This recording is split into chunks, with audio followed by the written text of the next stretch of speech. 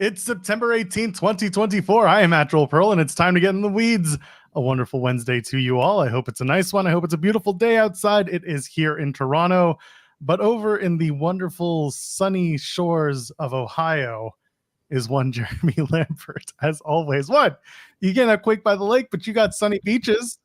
Dynamite did a whole show about it one time. It is 69 degrees in Ohio. Nice. It's actually supposed to be kind of nice today. So there you go. See, it's a beautiful day everywhere you are. Hopefully where you are too, it's going to be a beautiful day. We got plenty to talk about, as we always do. Jeremy's here. I'm here. We got $170 million that says you can be here too. So why don't you come and join us? Leave a thumbs up on the video. Do we have fireworks early this morning? Let's find out. Fireworks are tired like I am. That's okay. The fireworks are here. Our stimulus package has arrived. Has it? I don't know. I'm Canadian. What do I know?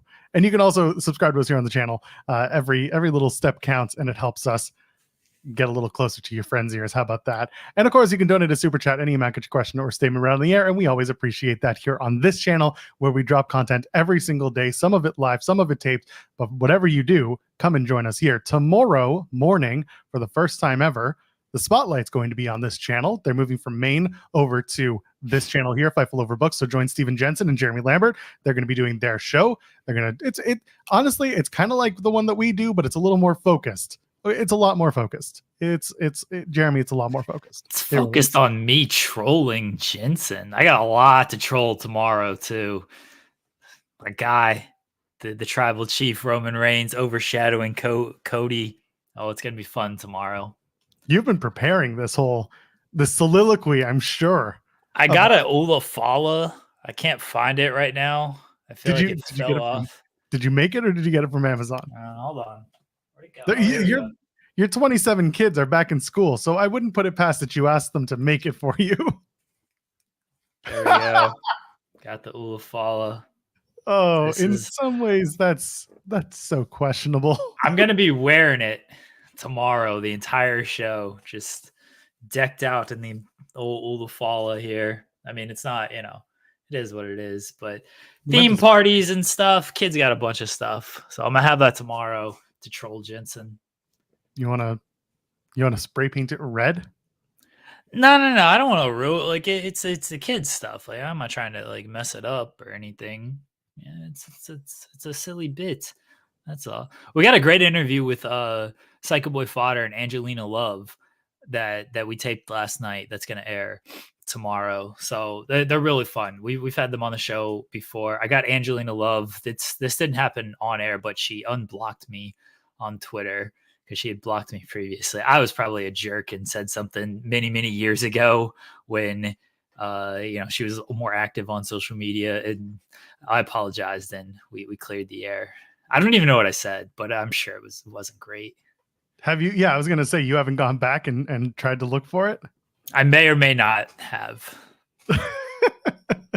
Well, I'm glad that you got something out of that interview that was more personal than professional. I know the professional stuff is there, but you got a little something extra. That's nice. Yeah, we did that off air. I wasn't gonna call that out on air because I felt bad, because I'm like, whatever I said, I probably deserved it, and it was years ago, and again, when I had no fame, if you want to call it that, and so I was just a jerk, and I don't tag her or anything, but it was when she was with TNA, and it's at kind of the height of things, and I don't blame her. So we're good. Look, listen, if Sean can get Baron Corbin to unblock him in an interview, televised interview, not televised, but a recorded interview on camera, I think you're okay. I think you did the right thing. Yeah. So Angelina and I are good, and Fodder is a lot of fun. So it was a really fun interview. That'll air tomorrow, along with me trolling Steven. Maybe one day we'll get Shawn Michaels on and we'll ask him to unblock us. He doesn't block me. His own socials. Oh, he hasn't blocked you? No. That's a big thing that everyone's blocked by Shawn Michaels, but I'm not.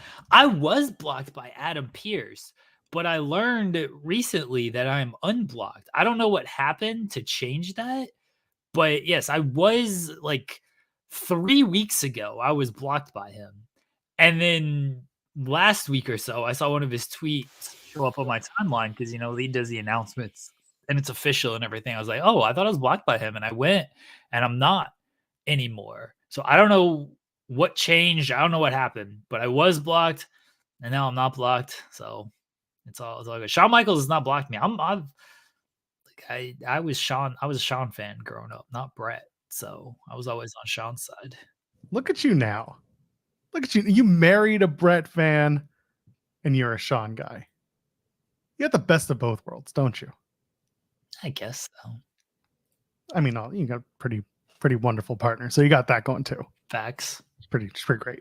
And now she's going to be like, that's fantastic. Thank you. She's going to send me a really nice message. I don't even know if she's watching this show. I don't blame her. Send me a really nice message, Jeremy. She's got better things to do with her life than watch us. You and me both, but here we are every Monday, Wednesday, and Friday, 10 a.m. Eastern until God knows when. People asking, what did I mention that got me blocked? I couldn't tell you. I really couldn't tell you. I'm sure I could go back and look. Probably a jerk. No, I've never once been a jerk once in my life. She's listening, by the way. So there is that. Yeah, I was never a jerk. I think I just got blocked by a mass blocker. Look at Ryan. Ryan's got like a Mount Rushmore of blocked lists there. Can I bring this up? Yeah. Hogan, Flair, Saraya, Tyrus, Ryback, and surprisingly, Wade Barrett. That is the most surprising one. That is surprising. What'd you do to Wade Barrett, Ryan? Jeez. You're generally a pretty nice and funny individual, Ryan. What are we doing? Ron Wilkins is blocked by Wade Barrett too. I didn't think Wade Barrett was like that online to block people. I think Wade has a just like Sean has the mass blocker where if you interact with certain tweets, it shuts it down and blocks everyone like a mega blocker. There is that. Okay. The block by Shivani from Wilkins, that I've heard that so many times because Shivani he hardcore curates his socials. As he should. Yeah, Rob may have made a joke that went completely over Tony's head, and because Rob likes to joke and mess around on social media, so like I can't, I wouldn't be surprised if that's what happened. And Tony was just like, "Not today." And Rob's like, "Okay, it was just a joke." Anyway. I hope Wade Barrett, before he blocks people, he's like, I'm afraid I've got some bad news. Block. That would rule. Sends the gif of himself. Yeah. Bad news intensifies. Bad news block. That should be, if he ever comes back to the ring, that should be his finisher, the bad news block. That would rule. Should be his new TV show, his new segment, Ms. TV, but then we got the bad news block. It's all part of the bad news block on WWE SmackDown. Oh God. Anyway, let's I guess we gotta talk about the other stuff that came out. There may or may not be an AEW TV deal announced imminently. I know this has been jumping right into this. Okay. I mean, we don't have to. We can talk about Tyrese Haliburton showing up on NXT for that's ruled.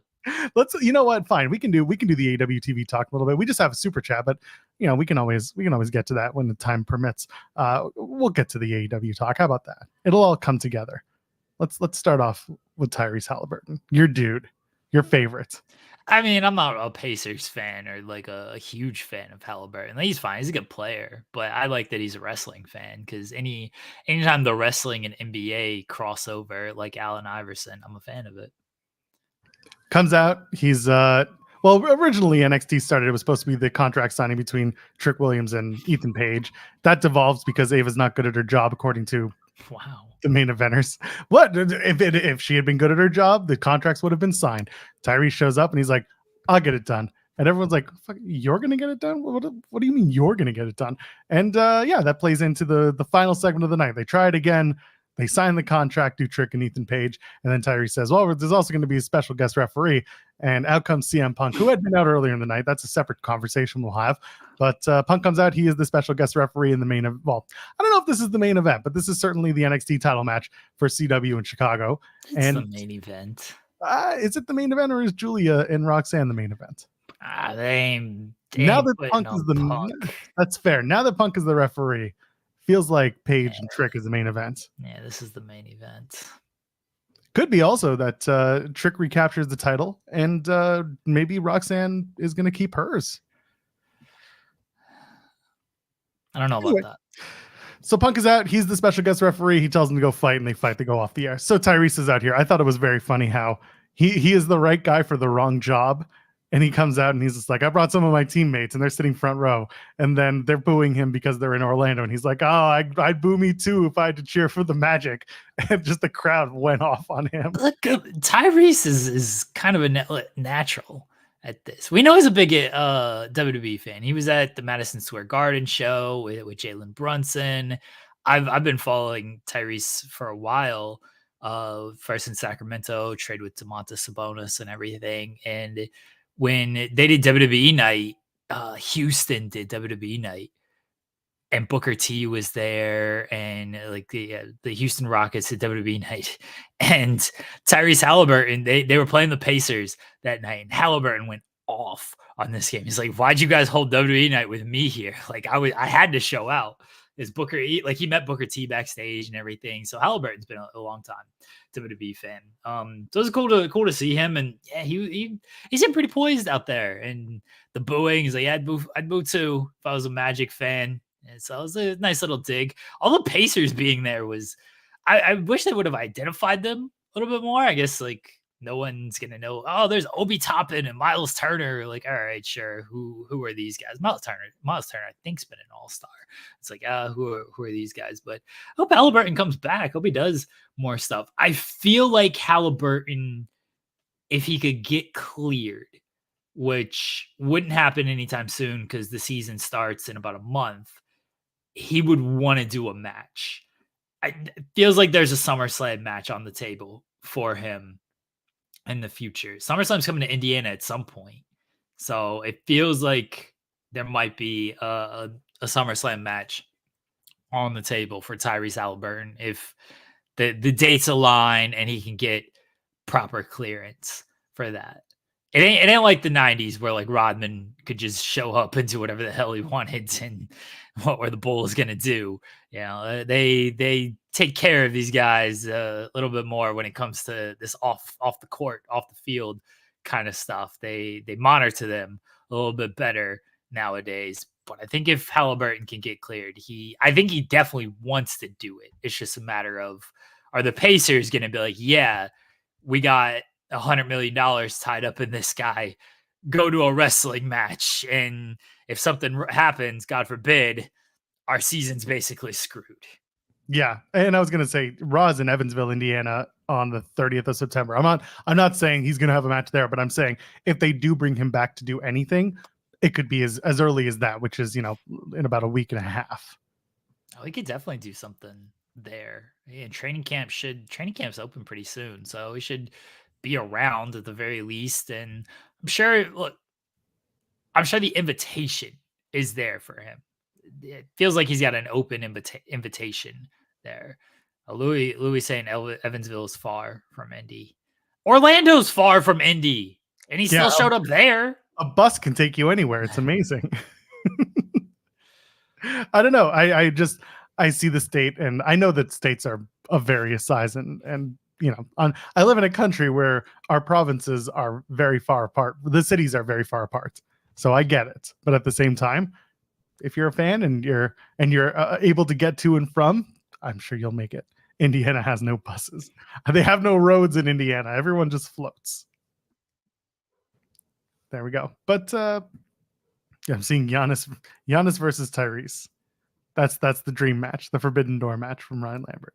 Tyrese kind of owns Giannis. The Pacers did very well against the Bucks, including beating them in the playoffs. Granted, Giannis didn't play in that series, but the Pacers are kind of a kryptonite for the Bucks. So I don't know. That might not go well. That might not go well for who? For who, Joel? Who might not that go well for? No, I'm serious. I'm dead serious. The MVP of the NBA. Yeah, I'm not making this up. For AEW Rampage, ladies and gentlemen, the Greek Freak, Giannis Antetokounmpo. Let's go. Might not go well for Giannis Antetokounmpo. That's the best ever. Oh man! You know what else we're coming up on? By the way, I'm so excited to use this after Grand Slam. You're gonna get there's gonna be so much use out of this one. Happy anniversary! anniversary! Yeah, they're holding their anniversary on my anniversary. That's right. How could they? Yeah. I I so mean, love it's that Giannis call. It's fine. I used that happy anniversary when Tim and I got to our first year when we did Tim and Joel. That was important. But yeah, Punk comes out. He's going to be the special referee. Tyrese come back. Sure, I can see that happening too. But speaking of CM Punk, he had a very interesting gravelly Monday, and then he came back in a good mood on Tuesday. Said he got all of the bad news out of the way. Speaking of Wade Barrett, out on Monday, so that he can come and have some fun on Tuesday. You guys like fun? How does it feel to be alive in the city of Orlando on a Tuesday? You guys like fun? We like fun. CM Punk loves fun. And then out comes Roxanne and says, I don't like you. I like your opponent at Bad Blood much more. And then heartbroken daddy, CM Punk. Said, I like your wife better, and I like Drew McIntyre better. This was an interesting use of Punk because I think a lot of people, we kind of talked about Punk being the special guest referee for Julia and Roxanne and how it made like no sense. It's like, why would he kind of like insert himself into this? That doesn't make any sense. I'm not saying it makes more sense for him to be the special guest referee for Ethan Page and Trick Williams. It makes a little bit more sense, but like they just did the special guest referee bit with Ethan Page. So it does feel a little, we're going back to this.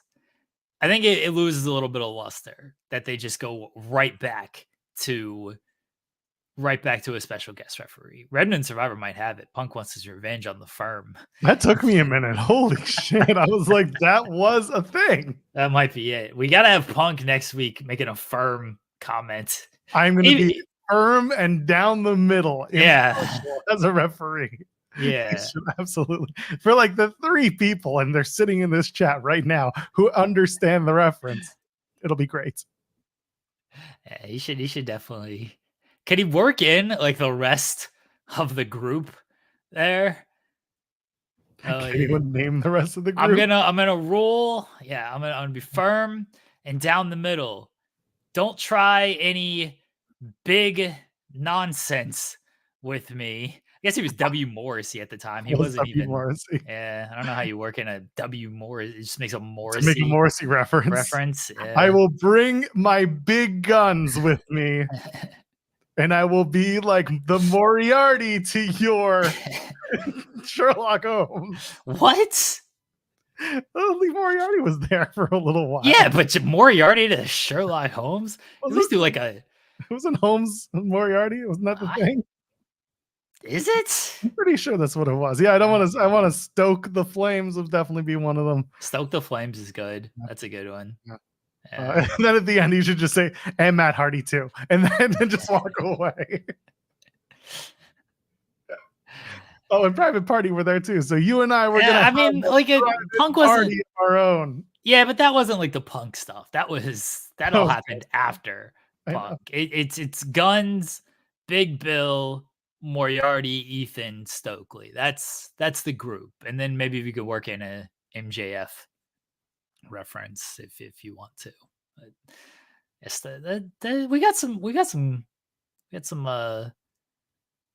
ideas. I don't know if they're good ideas, but I've been told that when I share my ideas, I'm negative, so I can't do it anymore. Well, they're also trash. Some of your ideas, but hey man, they're not trash. They're full of potential. Some of them are kind of trash. Some of them are kind of trash. But Punk being part of the special guest referee here, again, when you just did a special guest referee thing, it's like, you gotta think of something better here to do. But whatever. It is what it is. Punk, you know what? It likes the chaos. If Ava is a fair and unbiased GM, not. She's not, because she's not good at her job. She should bring in Drew McIntyre and make him the special guest outside enforcer.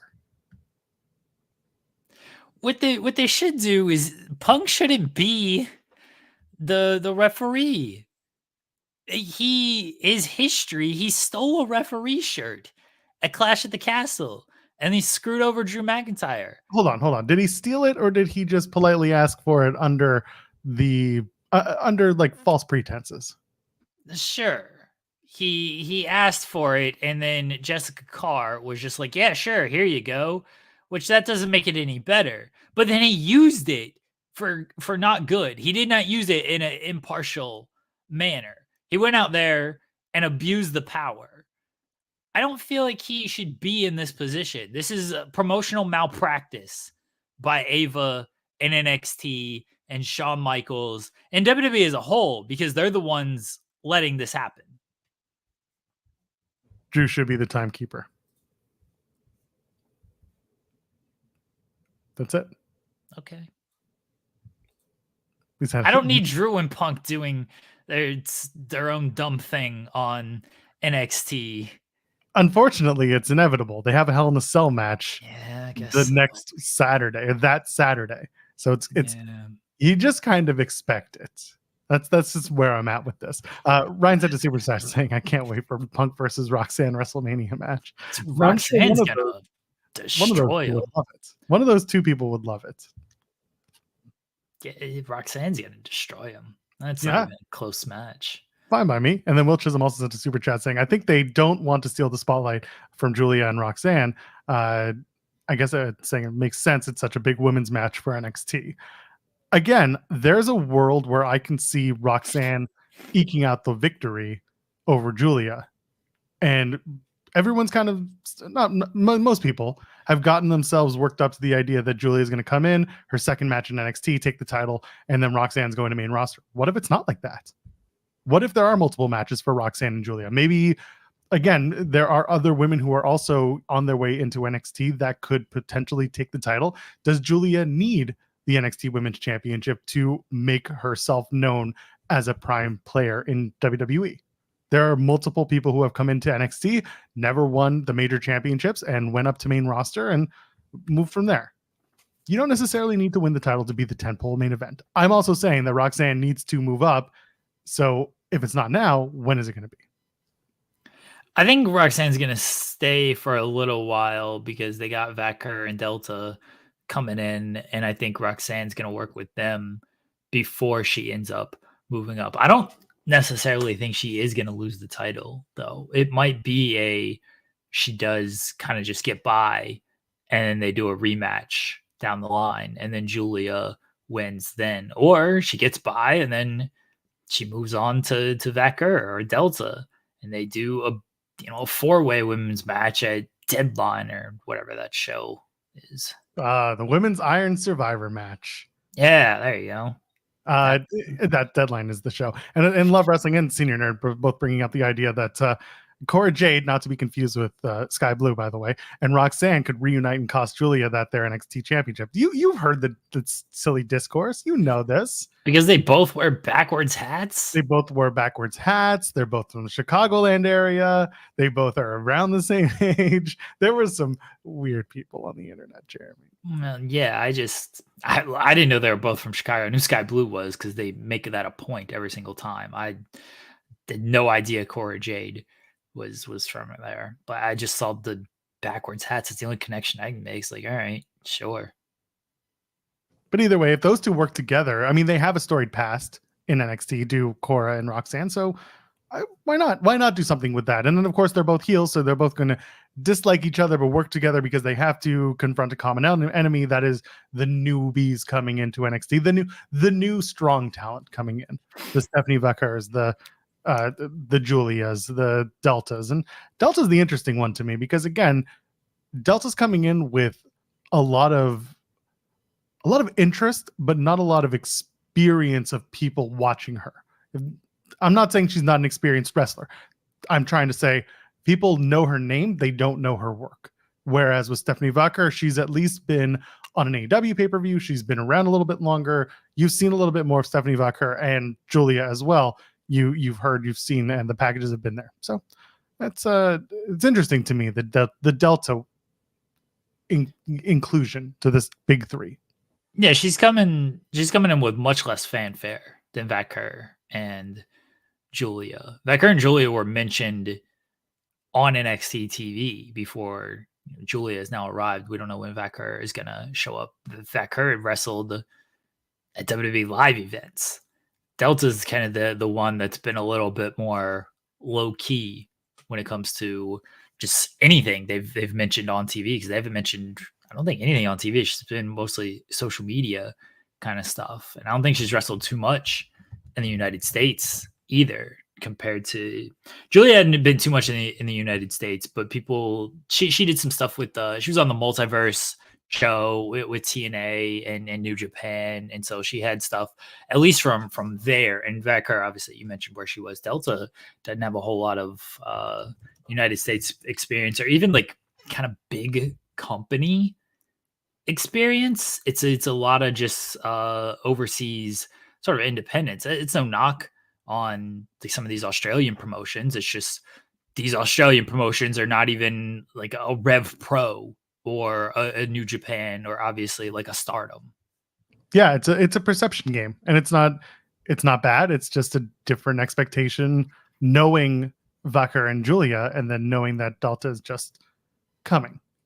She could easily be someone who gets repackaged in a way and just introduced, because the broad audience, they don't know, and that's okay. But they can tout her accomplishments easily. She can show off in the ring as to how good she is. But in terms of, she's coming in because she's this super duper hot star coming on, big experiences in pro wrestling. She's not that. And that's okay. She should be lauded, but she shouldn't be necessarily touted as like this huge player that everyone should know. And if you don't know her, where have you been? Because that's what they did. That's what they've done with Julia, and that's what they're doing with Stephanie Vacker. I think Delta's going to be, and people in the chat are saying it, is Delta might be a heater for somebody instead of coming in and like immediately stepping into the title picture like Julia has done, and we kind of all assume Vacker will do. It seems like Delta might just come in and be introduced as teaming with somebody or paired with somebody. Like, she might be Roxanne's heater. Maybe that's what happens. Maybe Delta, that's how she debuts, is she helps Roxanne beat Julia in a couple weeks. She debuted at the end of 2020. Who did? Delta. Like her wrestling debut. Oh, gotcha. Yeah, she's very, very new. Very new, which is perfect for a place like WWE and NXT, where they're going to rebuild you to their style. That is part of the deal. I'm just looking because I was interested in her build height. She's built at 5'6", and I was like, whose heater could she be? And I was like, Bozilla. And then I realized Bozilla is much taller than she is. We need Bozilla is really what it comes down to. Elsewhere on the show, I mean, I guess really the big news is Randy Orton and Javon Evans are going to be having a match in St. Louis, or outside of St. Louis in Chester City. Is that where they are now? Yeah, Chester. I think it's just Chester, Missouri. I don't know if it's like city. Chesterfield, Missouri. Is it Chesterfield? Is it Chester? I don't know. I think it might be Chesterfield, actually. Let's Google Chesterfield. Chesterfield. No, it's not. No, it's not. Is it not? Hold on. Yeah, it's Chesterfield. It's Chesterfield. It Okay. is, Yeah, my Google went to Next instead of NXT. No. Yeah, Chesterfield, or an Ottoman. Okay. You're welcome. Apparently, Chesterfield is a city in St. Louis County, but Sure. it's still its own city. They're going to be at the Factory at the District in Chesterfield, Missouri. That is the name of the venue. The Factory at the District. What is it with the long names of some of these venues? San Antonio, where TNA just did their thing. They were like the Tech Pavilion at the or like by the pier. There was some other long name. It's very strange. I don't understand it. Anyway, Randy Orton, Javon Evans. That's the match for the St. Louis show. Good on Javon Evans, man. That's going to be a really fun show, a really fun match for those two. What were your thoughts when you saw that the announcement was made? Randy Orton was the one who got to break it on his socials for everyone. It's good. I thought Randy Orton watched an episode of NXT and was like, yeah, give me the dude who's going to bounce around and fly around and I ain't got to do anything. That boy bouncy, that boy's perfect. You know what? It's all building. Listen, I said it on Twitter. It's all building to Javon Evans gets to that top rope, spinning finish that he does, and Randy Orton's going to turn it into the RKO. That's the finish right there. And it's going to look great. And it's going to be on socials for a solid 3 days until we move on to the next thing. And that will be enough. It's going to be fun. A big bouncy RKO. I'm fine with it. That's what it's all going to be building to, is just what kind of out of nowhere cutter can Randy Orton do? And they'll do something crazy. They'll do something really good because Evans can get the hang time. So he'll be up there for a bit before coming down. And Orton will catch him and crowd will pop and the crowd will enjoy it. And then Orton will shake his hand and raise his hand and put him over, and it'll be good. It'll be a good match. Like Evans is gonna do his thing in that match, and Orton's gonna be Orton in the best sense. But Evans is a guy that's gonna bounce around and make Orton look good, and Orton's gonna make him look good too. I don't think Orton's coming down there to mill it in or anything. He understands where he's at right now, so it'll be a good little pairing. Do you think that maybe there's any chance that Randy says, "I want to put him over"? He's young. He's definitely someone that NXT is very high on. Clearly, Randy wanted to work with someone who could do the RKO out of nowhere spot, but like, is there any reason for Randy to be like, I want to do this guy, I want to give this guy something, I want to give him a rub? I don't think Orton would be opposed to it. I think if they went to Orton and said, "Hey, will you put him over?" I think Orton would probably be like, "Yeah, sure, why not?" Like, it's not like Orton's really doing anything on television right now. He's just doing the feud with Grayson Waller and Austin Theory, who are also coming to NXT. So I don't think it would be. I don't think it's out of the realm of possibility. I just don't think it's been broached. I don't know for sure. I just don't think it's been a conversation of like, hey, what if we have Randy lose? I think it was Randy's going to come down here. He's going to work somebody. Randy, who do you want to beat? And Randy's like, yeah, let me put this kid over or put him over in a match, not win-lose sense, but put him over in a match sense. And then that was the conversation. Yeah, I can easily see it be just that. And then when they get to St. Louis, they'll plot out the match, and everything you said is kind of what I expect, but I don't think it's a bad thing. It's a showcase match. It's an opportunity for Javon to look as good as he has with a major WWE star who's been around for 20 plus years and is continuing to stick around. This could be part one. This could be part of, down the line, they meet again, Javon Evans and Randy Orton. But yeah, it'll be fun. Randy's going to have Javon bounce around him and make him look great. I'm all for it. Yeah. You mentioned A-Town Down Under. They're coming in. This is it. This is the moment you've been waiting for. They're going to lose to Fraxium and finally break up, because that's what everyone does when they face Fraxium. Fraxium wins. That team gets so upset that they got beat by a makeshift tag team that they just decompose. That's it. It's over. They combust. I hope so. I'm over this Grayson Waller and Austin Theory tag team. Just, it's not great. They got to do more with my guy, Grayson Waller. This could be it. Or what if Waller and Theory win the the tag team championships? Is it over? They pack it up. NXT is closing down. I kind of thought that would happen, honestly. Like when they made this match, I'm like, oh, they're gonna put the titles on Theory and Waller. Like Fraxium's like fine and everything, but they've been teasing a split for the longest time, so it could very possible that Waller and Theory win these things and Fraxium do the split. Just the idea. It's the idea of Fraxium being the ones to split because of Waller and Theory. It's the best on its head moment for me, knowing the Fraxium, like they've been doing it. They've been causing these breakups, and now the other team is going to cause it. I think that's funny and very silly. And then Motor City Machine Guns show up and they ruin everything for them, right? See, yeah, that's the thing, is Motor City's going to show up at some point.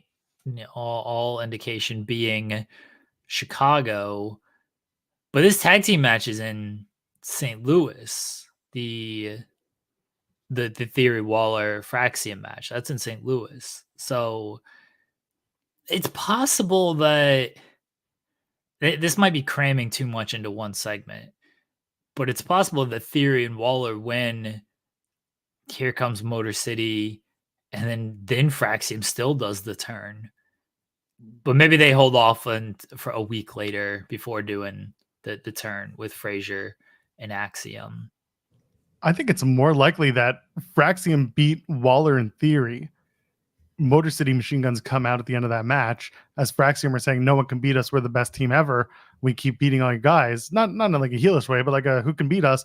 They show up and then they set something up for Halloween Havoc because they do have to get to that PLE in Pennsylvania. Yeah, that's possible. All good. I was checking a text that I got that I thought was important, but it wasn't. It was something work related. Anyway, yeah, A-Town Down are going to get that tag title shot in St. Louis, and we'll see where the Motor City Machine Guns kind of play into this. The report is that they're not going to get their Boner City theme to come along with them. That's unfortunate. It is. I think they heard our interview with Macklin where he outed the fact that most of the TNA locker room shout Boner City when they came out to that music, and they said, "Well, that's enough of that." And they moved along. Do you want to get to Raw or do you want to shift gears? We should probably talk about Raw a little bit. Okay. CM Punk comes out and he's a grovelly. I feel like we just did CM Punk talk. He comes out on Monday. He's a grovelly mess. Leaves the keys in the ignition and the door wide open, and nobody comes to help. Who stole CM Punk's car on Monday night? Who do you think? Who took it? I don't think anybody took it. You think they kept it? He kept it on and the door open in a non-parking spot. He was out there for 20 minutes. You don't think someone tried to take that car in 20 minutes? It's a nice car too. It was, he parked in a no parking spot. He left the door open. Was he like doing a Jack Perry bit on this of like, oh, let me pull up to the arena and then just leave the door open and walk straight into the arena? If McIntyre didn't have the night off, I would have had McIntyre go and steal the car just for shenanigans. Like, don't even play it off. Just be like, CM Punk's car is gone, and later on, Drew McIntyre's like, yeah, I stole it and I took it back to the dealer. So now I got your money and your deposit, and that's it. He just walks out. Your Scottish accent is so. It's fat bastard.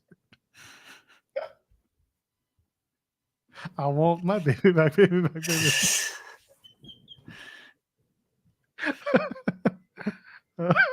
Anyway, I'm just thinking of fat Drew McIntyre.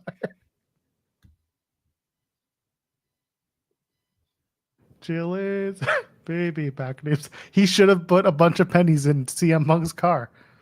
He should have just unloaded pennies into the car of CM Punk. He should have spray painted scapegoat on it, or just like knocked on the windshield and be like, yep, that's real glass. Is this a rental? How do you feel about damaging rentals, CM Punk? Could you imagine if that whole thing ended with CM Punk having a damaged rental? Oh god, that would have been fantastic. So it's good. Yeah, Punk comes out and he basically does grovel voice talking about how he's going to beat up Drew McIntyre and how Drew McIntyre awoken the devil, blah, blah, blah. They're going to have a great match. And he's going to make Drew McIntyre bleed. And then later on, Drew McIntyre's like, yeah, this is what I always wanted. So listen, they're adding on a little bit of intensity to this feud. Not that there wasn't already a ton of it, but this is good. Overall, Punk and Drew are headed to a Hell in a Cell match that I think goes on second to last. I'm still thinking this is the second to last match on the Bad Blood card. I still think it headlines. Yeah? Yeah. I don't think it's there. Excuse me. Yeah, I'm seeing the Woj stuff too. Cool. This is your... Which is cool. Yeah. 37 years ago, the Hartford Current gave me my first byline and I never stopped chasing the thrill of it all. And he's leaving ESPN. It's a pretty big deal in the world of NBA. You know, we were just talking about Tyrese Haliburton. Maybe Woj is gonna come report on wrestling. He's gonna do more NBA reporting under his own banner with who knows who, and then open up a Patreon. I mean, he's saying he's retiring. Like, does anyone really retire from this game? Anyway, I still think Cody's main eventing Bad Blood. Oh, by the way, our whole conversation from Monday when we're talking about how much time is between Bad Blood and Survivor Series, we completely omitted that there's a Saudi pay-per-view on the 2nd of November. Well, So that Cody versus Solo, or not Solo, Jacob Fatu match could be happening in Saudi. you do Roman and Solo in Saudi. Yeah, and put it in a barbed wire steel cage exploding death match thing because they'll pay for it. Just saying, I'd rather have that silliness than an actual important match happening over there. I mean, none of the matches end up being important in Saudi. No, that's true. Although, you know what?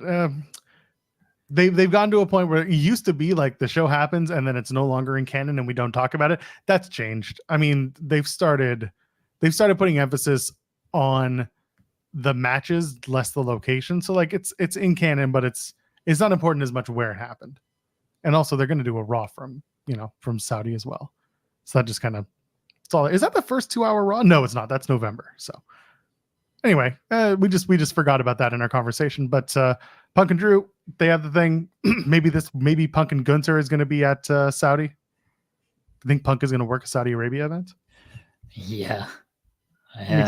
Me too. And I hope the Miz does too. I hope they do Punk and Miz. That should be the match. It should be Punk and Miz. So wink and a nod to an old tweet. Yeah, that's it. Just let us have it. I don't see any reason why we shouldn't. Yeah, they crowned the first world heavyweight champion Saudi. That's a good point. Oh, that was a thing, wasn't it? Anyway, I don't know if you have anything to add about the Punk and Drew stuff, the Punk promo or the Drew retort. People like overpraise this promo. I'm not saying it was bad or anything. It was a good promo. I like Drew's response just as much as Punk's actual promo. Like Drew's response on social media was honestly kind of better than Punk's promo. But it was the right tone for this feud, though. Like I've talked a lot about that when it comes to Punk and this feud. How I didn't feel like the tone has always been what it should be for this. The man sounded old, tired, and like he's been getting his ass beat by Drew McIntyre for months. And that's what he should sound like after this whole thing has been going on literally since Royal Rumble when McIntyre injured him. And he's like, I'm going to hell. I'm willing to die. And I'm not saying I'm going to kill you, but I'm going to hurt you. It was a good tone for this promo. I thought it was really good. I don't know, it was the best promo ever. Like people wanted to praise hyperbole on, but it was a very good promo. I'm old and I'm fucking tired and I work with fucking children. I'm tired of wrestling these kids that think they know everything. That was basically what he sounded like the tone and timbre. It's like he rewatched it and was just like, yeah, let's do that again. Let's do that. It was fine. It's someone saying he sounded like an emotionally defeated robot. Well, then if you watched NXT the next night, he was ready to have a good time. Are you ready for a good time? How does it feel to be having a good time in Orlando on a Tuesday night?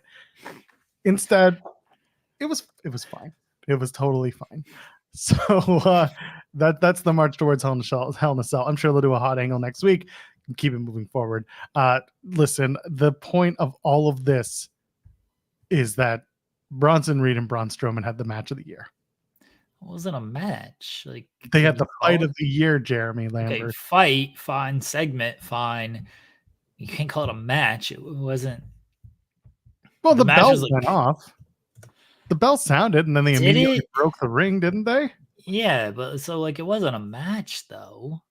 Felt like it was a match. I don't think it was an actual match. There's no record of it being a match. All right, fine. Well, it happened, and then apparently Bronson Reed's been fined a very large sum of money, a huge sum of money. Why? I don't know, because it's according to Adam Pearce. You got to take it up with Adam Pearce, although you might get blocked again if you do it. Where do the fines go? Have they ever said that? Like, I don't know. Did they go to like a fund? Did they go to charity? Like, where does this money go? No one's ever really put it out there. What if I message Adam Pearce now that we're friends again on Twitter? Yeah, so just so people know, the tweet was Bronson Reed has been fined a massive undisclosed amount for plucking an adult human male from the Portland audience and firing him at Braun Strowman. I'm reading this verbatim, by the way. Both men have been fined an equal undisclosed amount for destroying walls, golf carts, production equipment, and my sanity. All right, I'm going to quote tweet this. Serious question. Where does the money from these fines go? Could you CC Nick Aldis? Because I feel like he'll actually answer the question. Adam Pearce will just block you and say, be nicer or some shit. All right, fine. I'll ask Nick Aldis as well. I don't know Nick Aldis's Twitter. Nick Aldis Twitter. Oh, it's real Nick Aldis. Okay. It's very original. At real Nick Aldis. If you have any insight, let's ask Ava as well. Ava, what's her Twitter? I think she's just at Ava WWE. Is it? Something like that. I'm pretty sure. Let me I don't know check. if this is her or not. Yeah. Ava WWE _ Oh, okay. So that is her. Okay. Yeah. They all should know. Yeah. Does it go to their paychecks? Is a very important question. Tagging. Do they go to Connor's Cure? They go to... Oh, that's good. It goes to MLW. So it goes to JBL at this point. JBL. It goes to the JBL Around the World Fund. All right, there. I'm here to do some real journalism, folks, to see where this fine money goes. This is investigative reporting at its finest. What if it does go to pay for all this, and he finds people? It's like a bonus. And this money ends up in his pocket. Is this why Nick Aldis is fining so many people? Because he is getting the money? I feel like this is why these questions need to be asked. Because for all we know, Adam Pearce is pocketing this fine money. And we need to investigate this. Maybe they're just using it as an excuse not to pay wrestlers. That's a big problem. Can't do that. Anyway, that was the best segment of the year. It was watching these two guys just beat the shit out of each other, yeeting guys and yeeting shirts. That's the best. It was great. I would, before they showed the angle of Bronson throwing the man, I was like, oh, who are they debuting here? This guy just jumped from the crowd and attacked Braun Strowman. Who is this guy? And then it wasn't debuting anybody. It's like, oh, Bronson just chucked this guy. Yeah, I had a moment where I was like, wait, who was? Oh, no, it's nobody. It was just, he just threw a dude. It's like from Anchorman, right? Brick killed a guy. That escalated quickly. That was exactly what we saw.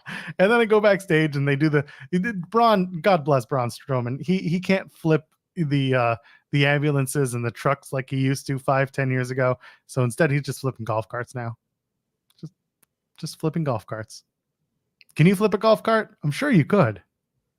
If I tried hard enough, maybe. Try it. I've flipped it before, but not with my hands. I driving a golf cart. I've flipped one.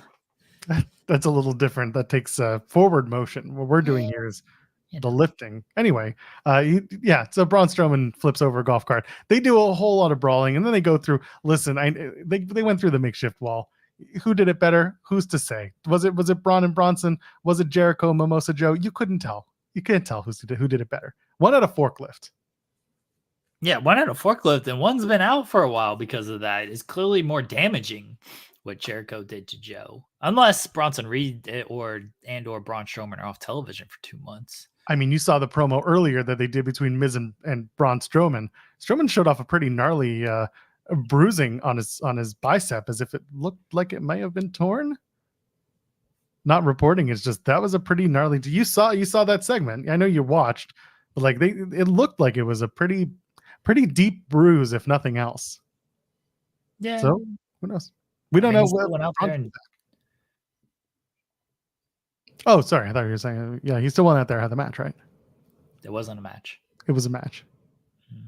They matched each other. feats of strength. Yeah, They got to do this about. When do you like? You got to revisit this. It's not a bad blood match necessarily, though it could be.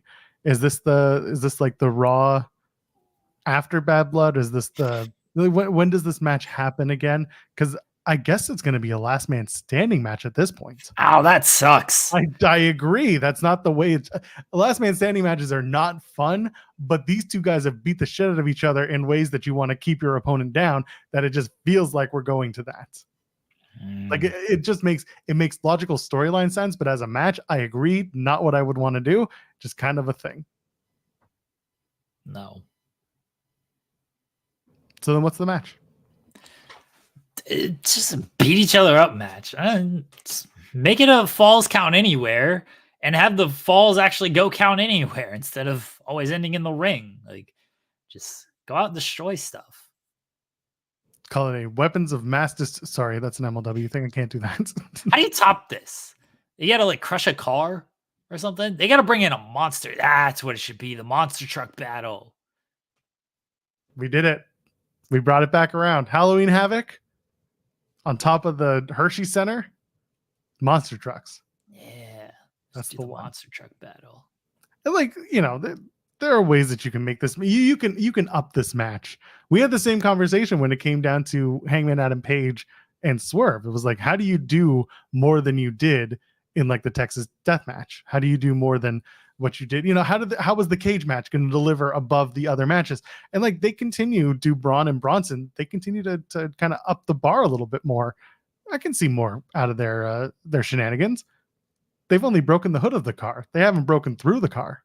Monster trucks. Monster trucks. Yeah. Vroom vroom.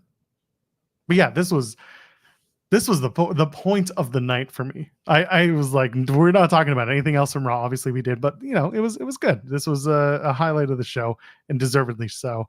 A lot of people mentioning the Io Sky and Bianca Belair match as another one that was a standout, great match.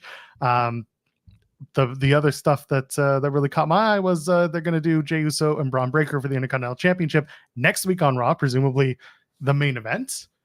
Is that the main event, as in like the last match of the night, or is that the 10 o'clock crossover?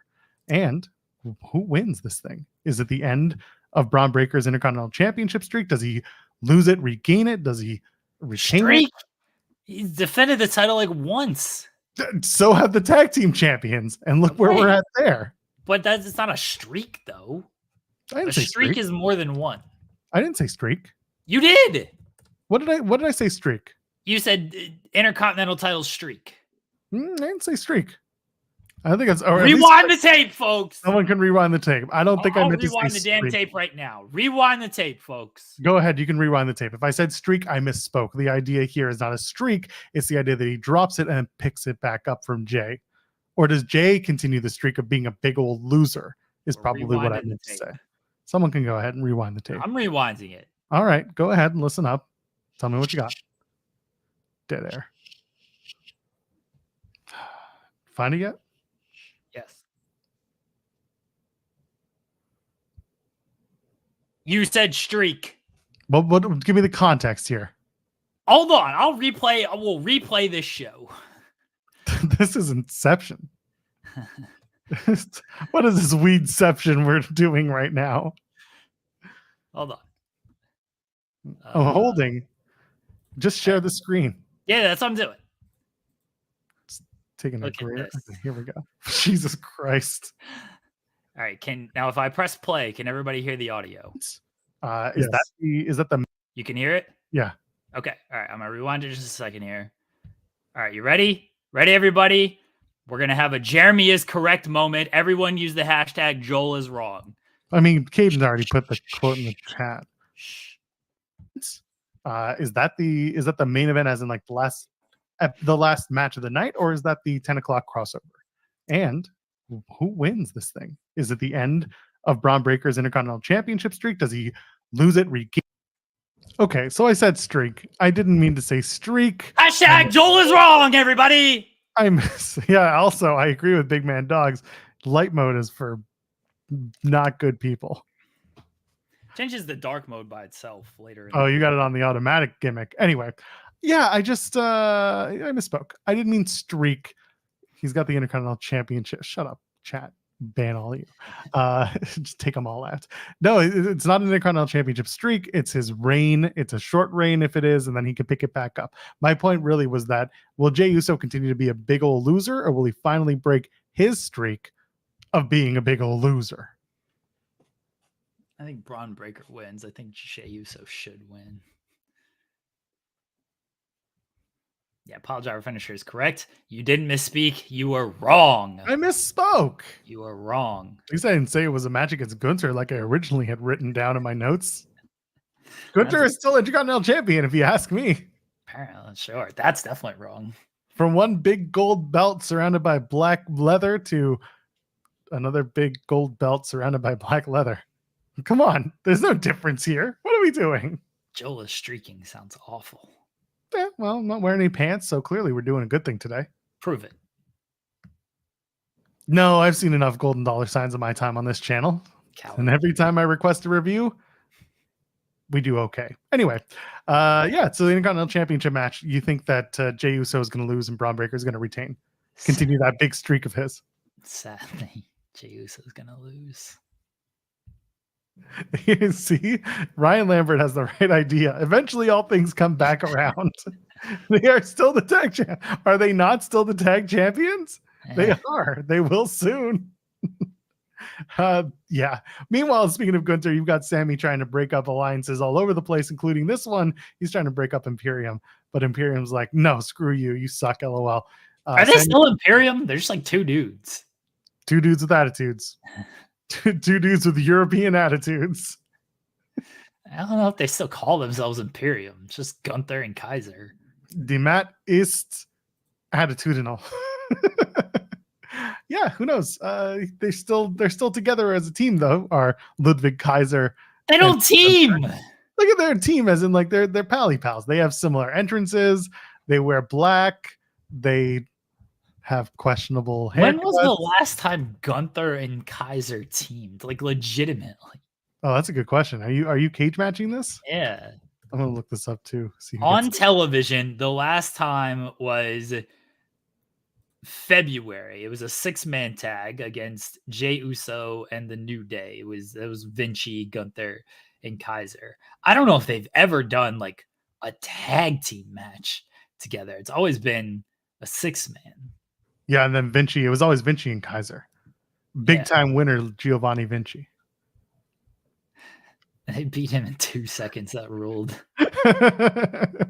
What's he up to now? Don't ask questions. Why are people mad about that? They're like, I can't believe they did this big presentation for Giovanni Vinci and just had him lose in 3 seconds. Like, what? Who cares? Dan Matha. That's all I got to say about that. It's fantastic. Oh, Dan Matha rules. Matha, whatever it was. Yeah, a lot of 6-man, like you said. I'm looking for any sort of. They never did Gunther and Kaiser. Yeah. Maybe they should. Maybe they should do Gunther and Kaiser against Sammy and Jey Uso. That'd be a sweet match. I love Rhea Ripley's inclusion in the Jey Uso storyline more and more because she tries to look like a sexy bunny when she does the yeet. She just does it like. This is the funniest shit to me. It's like she knows and she just does it. She's like, yeet. Rhea's gonna lick that man's face, and the pop is gonna be outrageous. From who? From never mind. Leave it alone, Joel. Leave it alone. Oh my god. Okay. Yeah. Sammy and Gunther. It's gonna happen. It's gonna happen. Sammy and Gunther. Maybe. Unless you still want to talk about licking faces. Just sorry, every time I see her do it. She just tell me it doesn't look like it. Rhea's gonna get yeeted. Oh god.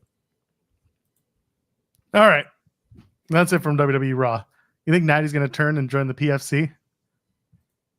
What? Oh, it's like who? She's gonna do what? Natalia is gonna join PF Chang's. No, I don't think No? so. There are a lot of people speculating that she was going to turn on the Calgary return because she was wearing the same colors, black and white, by the way, as PFC. Oh, Well, she was wearing the same jacket. Colors. The jacket and the hat were the same colors, but her gear was actually heart.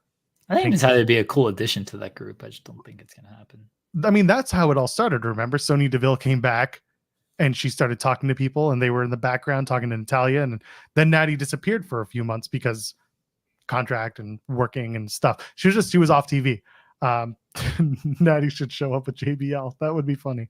But yeah, that's kind of an idea that people have kind of jumped around with, is that Natty joins PFC. I don't know. Is she gonna pretend to be a shooter like the rest of them, or is this something bigger? Does Natty want to be a mouthpiece? Like, what do we want to see that? Are they a 4-woman team? Do they kick out Sonya Deville because they're big losers in PFC? They should be a 4-woman team, and they just make Horseman references. Just talk about how we're the greatest 4-woman team ever. There's never been a group of 4 women who have accomplished more than us, who have done more for the business than us. And it leads to nothing because they don't have all the people in the company anymore. And she just, the rogue, the rogue horseman. It's the rogue horsewomen.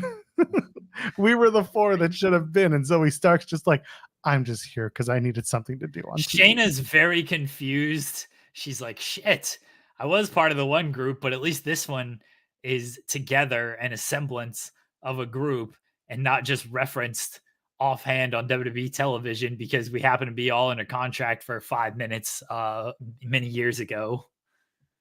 That would be hilarious. Just watching Shayna be like, well, it didn't work the first time, but who knows what'll happen the second time. Anyway, I thought it was interesting that that's been going around, and I can see Natty healing it up and joining PF Chang sometime soon. And then finally, Joe Tessitore's third week was a good week. People seem to be happy with him. He's doing well. Third week? That's his third week. Oh, yeah, pretty good. All right. It may have been his 4th, but I'm pretty sure it was his third. His third I week. thought it was the 2nd. That's why. This was his 3rd. Okay. Are you not watching last week? Hello. Hey guys. Good Lord, that is a loud bag. Hey, you're on a different mic. New mic. Oh, okay. Is that an SM7B or is that the SM7 USB thing? It's the USB one. That's the one that Jimmy has. Yeah, I'm really liking it so far. It is very good. I used it for a while. What is that? Salmon Stack. Oh yeah, from that place you like. Yeah, Grounded All Day Cafe. My dude's over there. Shout out Rocky. Wow, Jeremy. Woj. What? Yeah. He's gonna get into wrestling reporting, I heard. Yeah, it's about time. I'd be screwed. Woj Select is coming, baby. It's gonna open up a Patreon. Wrestling reporting is the day that I go and become the GM of St. Bonaventure or whatever it is. Because I would probably stand a better chance at that if he was doing this. But wow, I know a lot of people watching this don't really understand the magnitude of Adrian Wojnarowski leaving reporting at like 55. But I mean, he changed breaking news in sports, especially in the social media age. He was like the first guy. Like all due respect to, there's a lot of really great baseball reporters and stuff like that, including Jeff Passan, who's a nice acquaintance, but like a Woj bomb is a thing because of Woj. That's just so wild, man. So wild. So our chat was when it happened. I didn't at first. I thought he was just leaving ESPN, and then I reread it of like, oh no, he's like actually stepping away. Yeah. And then I saw he took the GM role for St. Bonaventure's, and yeah, you got to have got to have like really the drive and heart for it. So I respect the fact that he's like, you know what? I don't really feel like doing it anymore. Yeah, Shams is gonna break all the news now. I mean, a lot of them. There's going to be a whole lot of people that because I mean, listen, I've seen how this works as well. There'll be a whole lot of people for whatever reason within the NBA industry who don't want to give him that news, and they will cultivate other sources and stuff because agents have their favorites, teams have their favorites. As a Bengals fan, I see it in the NFL a lot. Like when Adam Schefter has dropped stuff over the last 6 months, we're like, this is outdated or this isn't accurate. And then we find out, well, he doesn't have a good relationship with agents and the team there and all that. But he's obviously going to get a whole lot more. And I mean, he's another guy that, like, even after Woj became as big as he was, he became the new guy and really, really took over.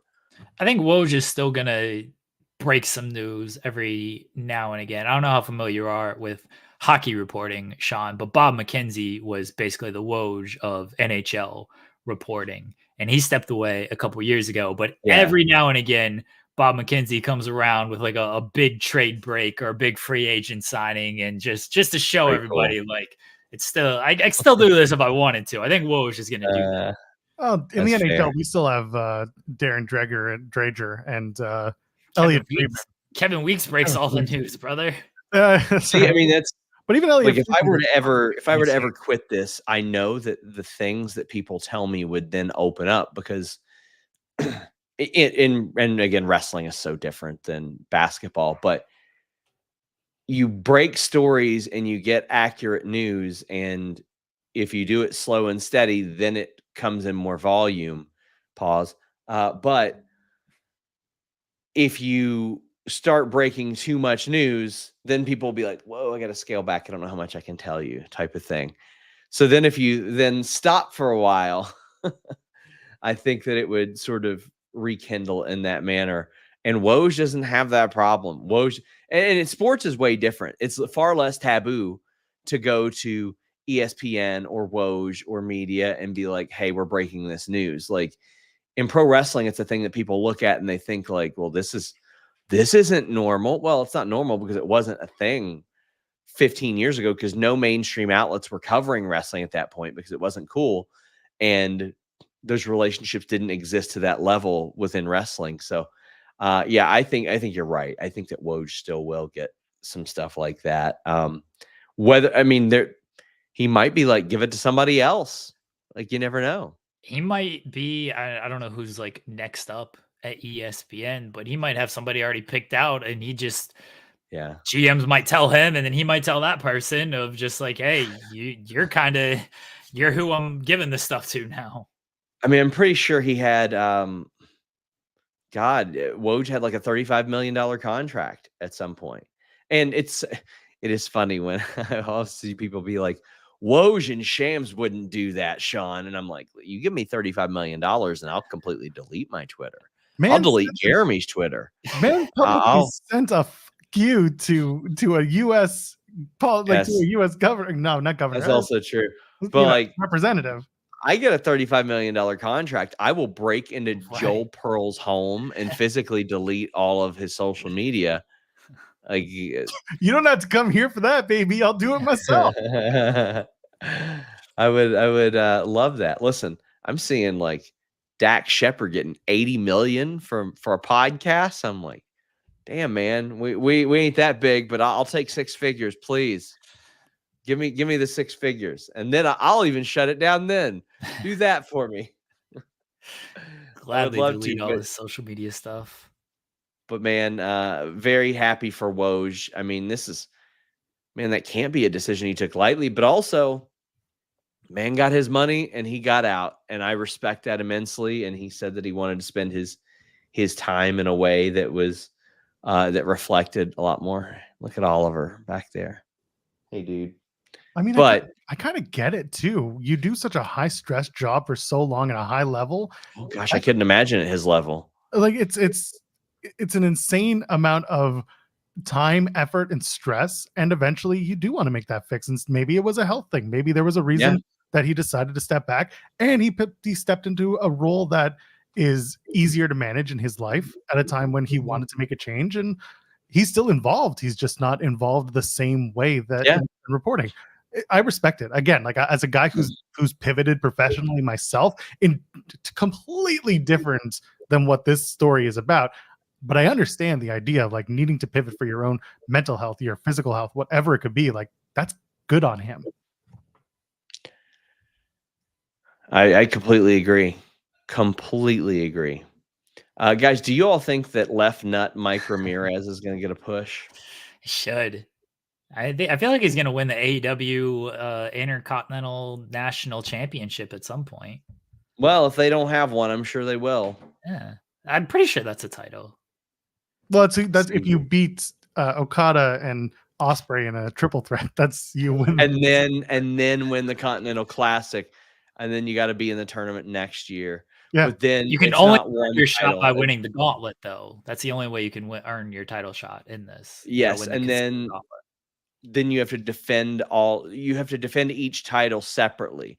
And I don't mean just each title. Each letter in the title is a separate title that is then defended.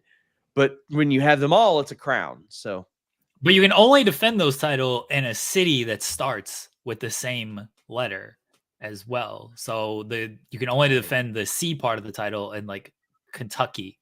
well, listen, when they do the International Continental, there's going to be a whole lot of people ready to get their hair transplants in Istanbul. That much I tell you. We're all going See to you guys Turkey, later. baby. Bye, Sean. Thanks, Sean. Oh God, one of our better interactions with Sean over the last month. Oh God, We're gonna give Tony an idea here with this title, and it's not gonna be good. couldn't watch the other 2 hours, but shit, I'll watch this 5 minutes. I was very proud of the Kentucky with a C. You got me. Oh God. Oh, anyway, what are we doing here? I guess we should talk about AEW now. TV deal. Allegedly Going to Kentucky. going to Kentucky. No, they just left Kentucky. That's when they decided maybe we should announce the deal and let the Kentuckians figure it out. Oh God. John Rowland at Puck dropped the news about the upcoming TV deal, reporting about it. It's going to be a 4-year deal, 3 years guaranteed, one option year. Coming from WBD, 170 million per year is in the ballpark. Looks like TK wanted 5. WBD wanted 3. This extra year, the option years may have been where they stood. A few questions in this deal in terms of what the content is. What does the True TV stuff mean? Because True TV is reportedly part of this deal. It's twice per week airing some AEW content. What's going to go on with the pay-per-views? Where do those land? And of course, is there going to be a Rampage replacement? There is no reference to Rampage in this deal. Seems like it is a 4-hour content or 4-hour live TV content, 2 hours of whatever the True TV stuff is. And we have some questions that will need some answering, and hopefully they do get answered when the deal is officially announced. But your immediate reaction to yesterday's news, I guess it was Monday night, late night, that this was where the deal for AEW seems to be standing. Okay. Well, great show, ladies and gentlemen. Listen, you and I, we don't always get into the whole TV stuff. If anything, I'm happier that this stuff comes out, because then we can stop talking about, do they have a deal? Do they not have a deal? But they do have a deal. But so is that stuff annoys the hell out of me. But there's a lot of good news that comes with a new TV deal. And then hopefully this is a celebration. I said this on Beyond the Bell. I worked that with Zarian yesterday. And the way I put it was, great. I'm glad. I hope you get paid. I hope you get paid well. I hope you breathe. And then you realize the work continues. And you got to keep working on the product that you have. So with all of that, I pass it over to you. My biggest thing is what happens with the pay-per-views, because the TV is the TV. It seems like that's all going to stay on TNT, TBS. Fine. I've got TNT and TBS. Like, I can watch those. What happens with the pay-per-views? Are they going to be on Max? Are they going to continue to be $50 on Bleacher Report or, cable providers, wherever you get your pay-per-view from? That to me is, as a fan, is the biggest thing, because as a fan, that's really all I kind of care about with this.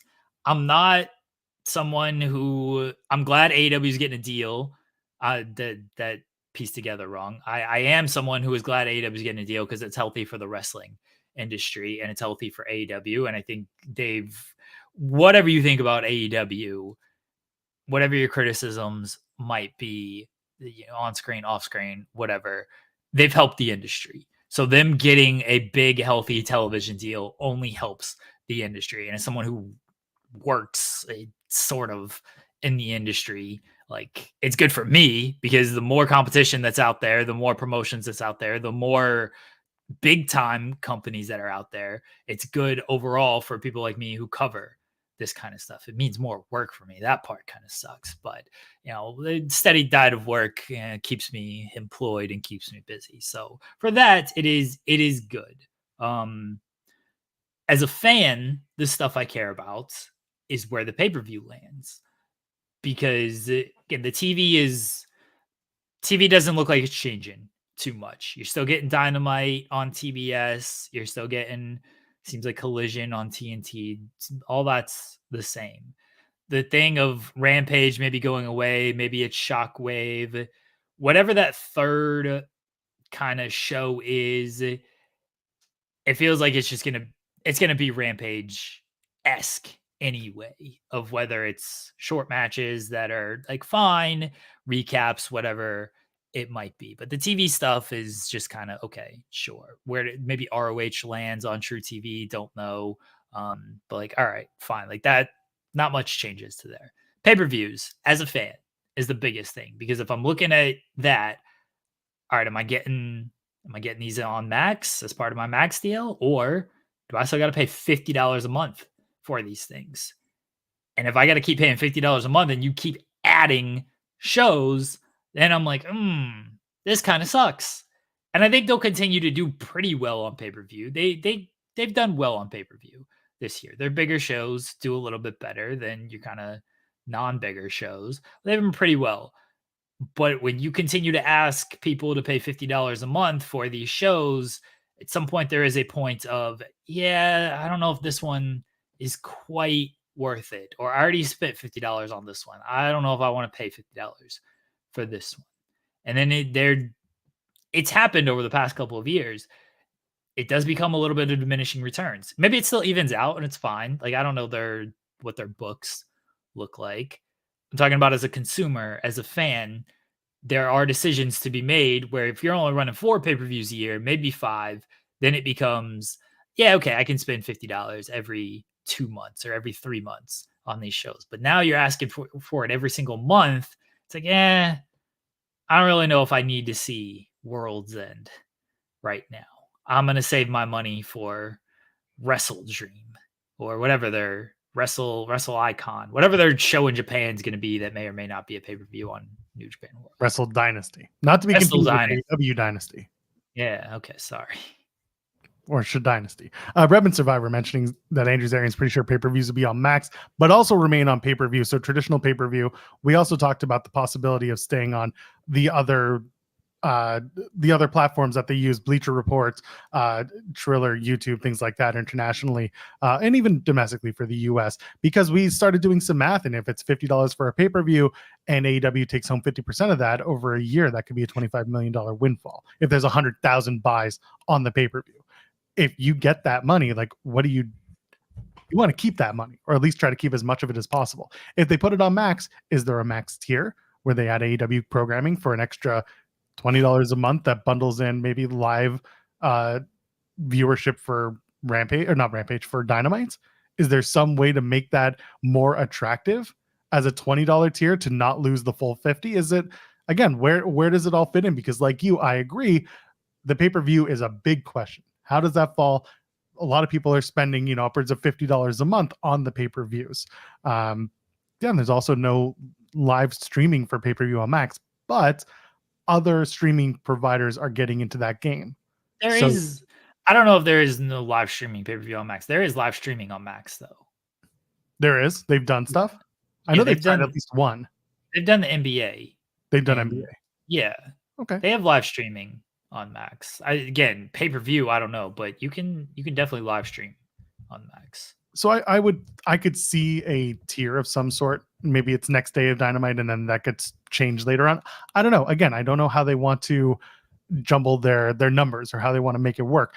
And Matthew Hooks added a super chat earlier saying, does Collision switch nights? And what are our thoughts on AEW Shockwave as a potential show that could come in?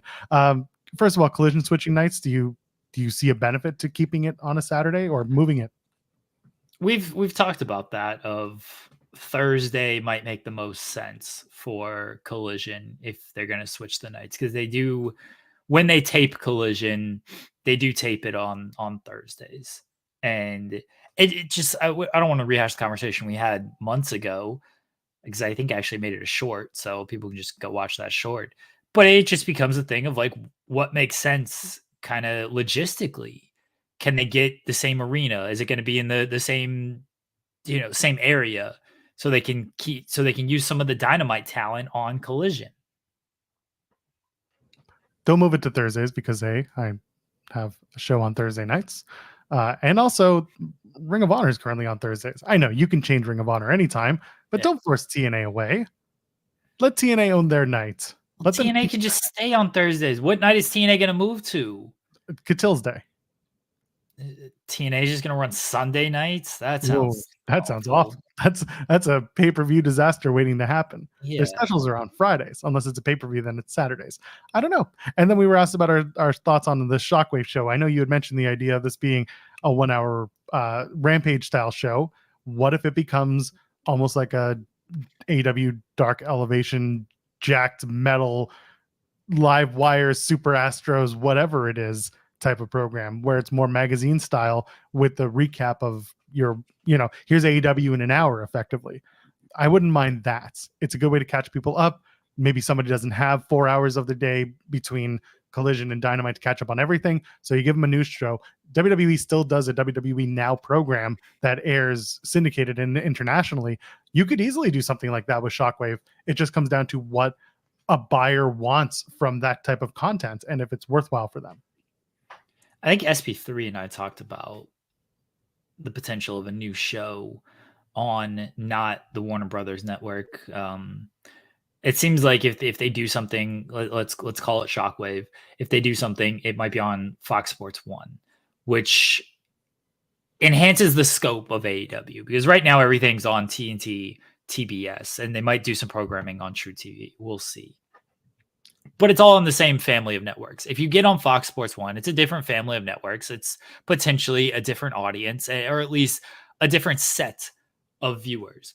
A lot's going to come down to when the show airs, because even if it's a different set of viewers, if the thing doesn't air until 1 a.m., then who really cares? But if it's following college football, 1 a.m. still isn't great.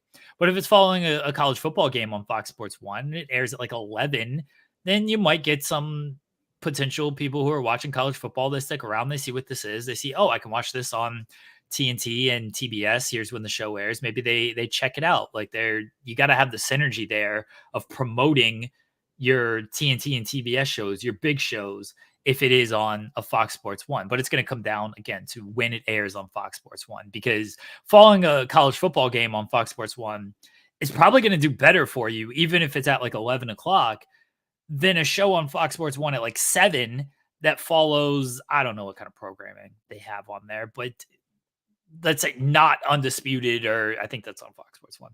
It's some random, local show that might be on FS1. It might be better for them.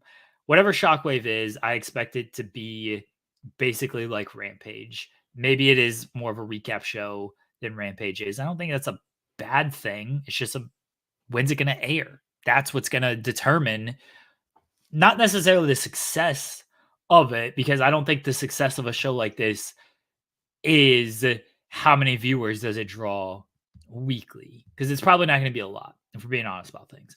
But how many viewers does it draw, and does that translate into bringing attention to your main shows? Someone in the chat, Ryan's asking who would host if this is a recap show. He mentions Renee and RJ. I would have what's her face? Oh my gosh. Lexi? No, I just had her on the tip of my tongue. Come on. MJF's partner. Alicia? Alicia too. Thank you. I should know better. I'm a Canadian, so is she. I would have Alicia to host it. And if you're going to do an interview style, maybe magazine style, she maybe interviews a couple of talent in studio, something like that. Arcady R is another one that does some work, but Alicia too, who I'm thinking of. I would have her host something. She doesn't do much that I see. I don't see her, at least on Dynamite Collision. You see mostly Lexi and then Renee on Dynamite. I don't know if they have Alicia doing Rampage stuff, because I don't always watch all of Rampage. So yeah, she's someone that I would have put in the time on that particular show, and she's a good host. She has hosted and done a lot of interviews herself, so there's no reason why you couldn't do that. Someone mentioning Tony Schiavone doing that style. Yeah, he's hosted the YouTube control centers. He's done that for a long time, and now they kind of killed the control center. But when he was hosting them, he did a good job with those. Do you want to do a full 1 hour control center? Personally, I don't see a benefit to doing it. But if it's just a recap show with some interviews to further some stories, or at least get to know certain talent, then I would love something like that. But who knows? I don't know if Schiavone wants to do all of that. He's already doing Dynamite. He's already doing Collision. He does a lot of behind the scenes stuff as well. Does he want to add one extra thing to his plate? Is there going to be too much of a burnout with that? Not sure. I think Alicia is a good call. I think RJ and Renee have the chemistry that you could go ahead and put them in there and you wouldn't have to worry about like finding a groove with them. This is not a knock on RJ City, who I absolutely love, and AEW is the greatest thing to ever happen to AEW. RJ's humor might not play as well in an hour-long format for something like this. RJ doesn't have always the most, like, what I'll use as an example. After All Out and the press conference that they did, RJ being like, what the fuck just happened was like funny. But like after all that happened at All Out, I don't know if RJ City and Daddy Magic were the people that really wanted to sell the gravity of what we just saw at All Out. Because then they're just up there like cracking jokes and it's like, haha, you know, what happened here?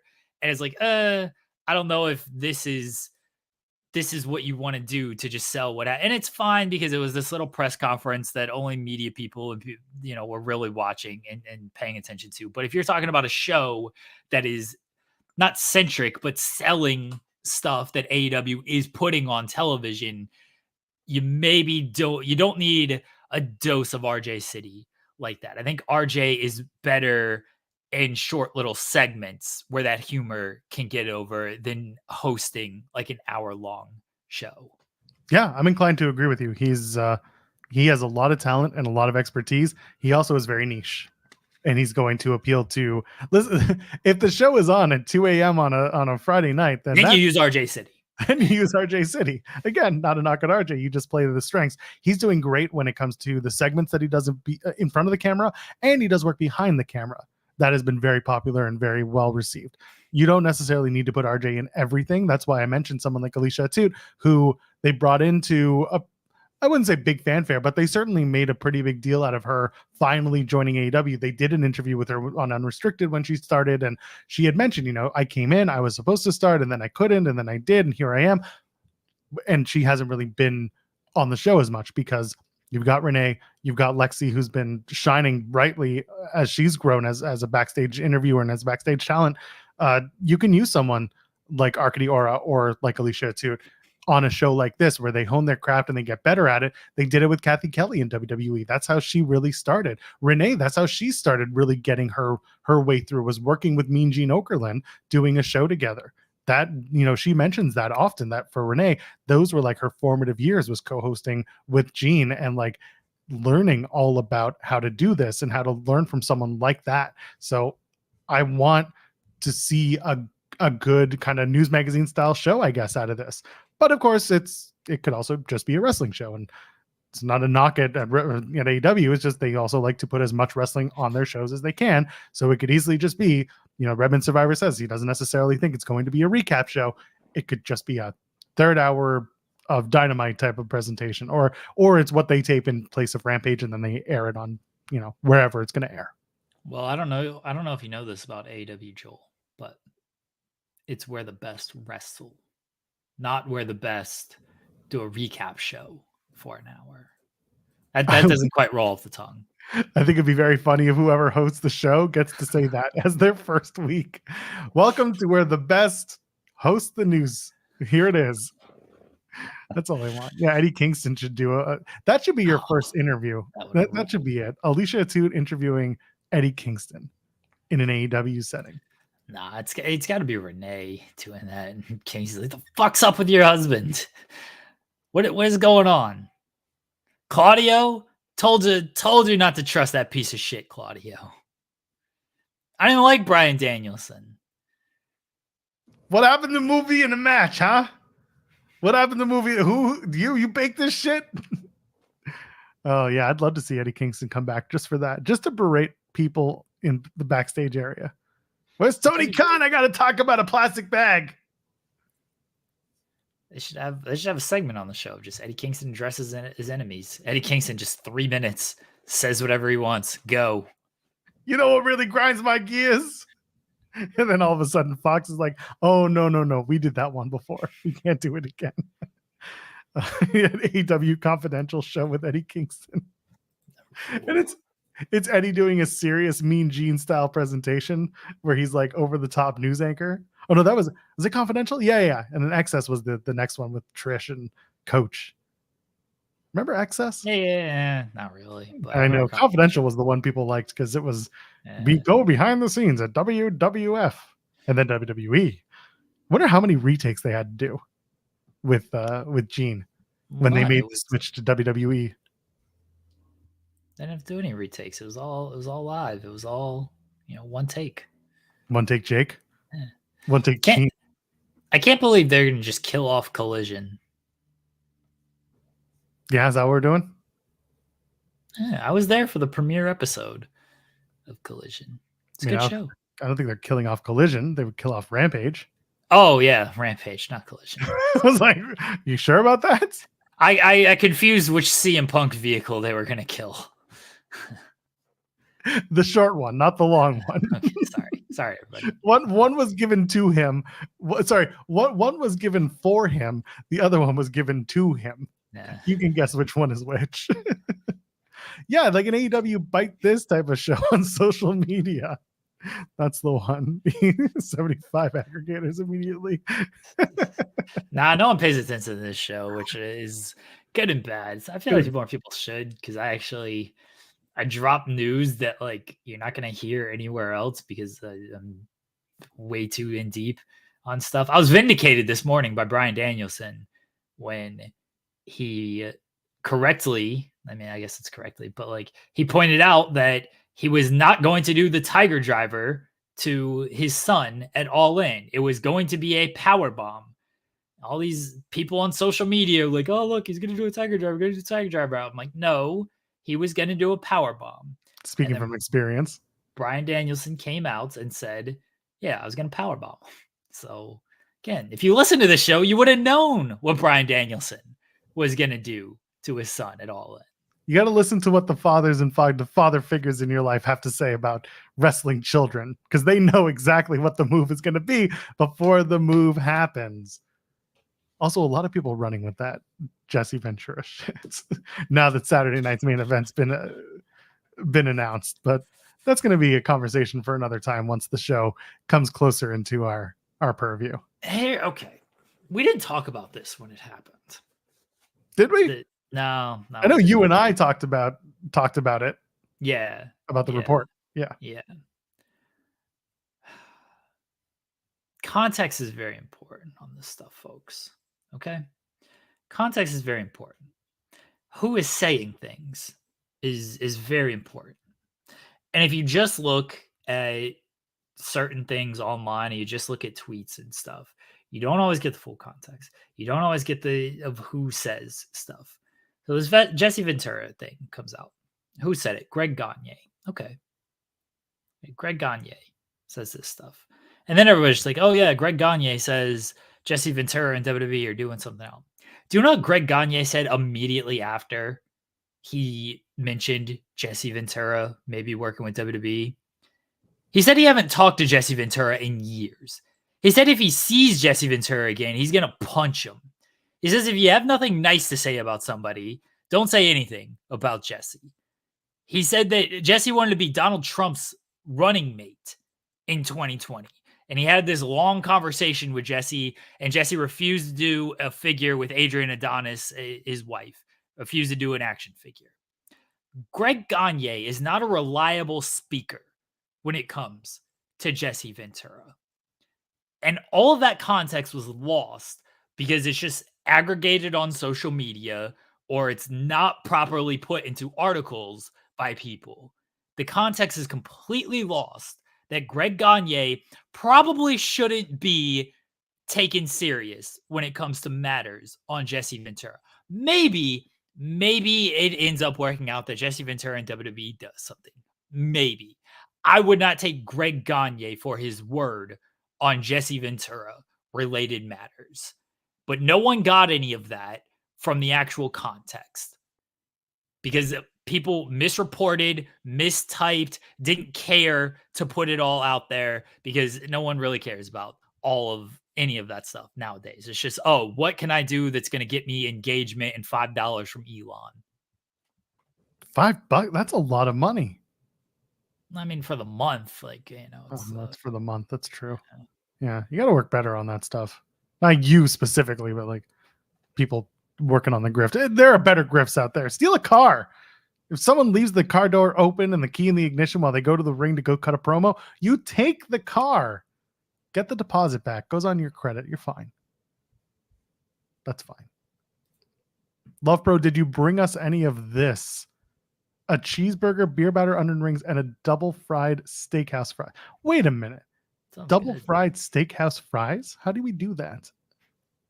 You Oh, I just- guess they're putting the fryer once, take them out, to let them sit. You put them back in. Okay. Steakhouse fries are like beefy fries. Yeah. Yeah. Thumb fries. Good stuff. Did you bring any for us? Are you going to share it with the class?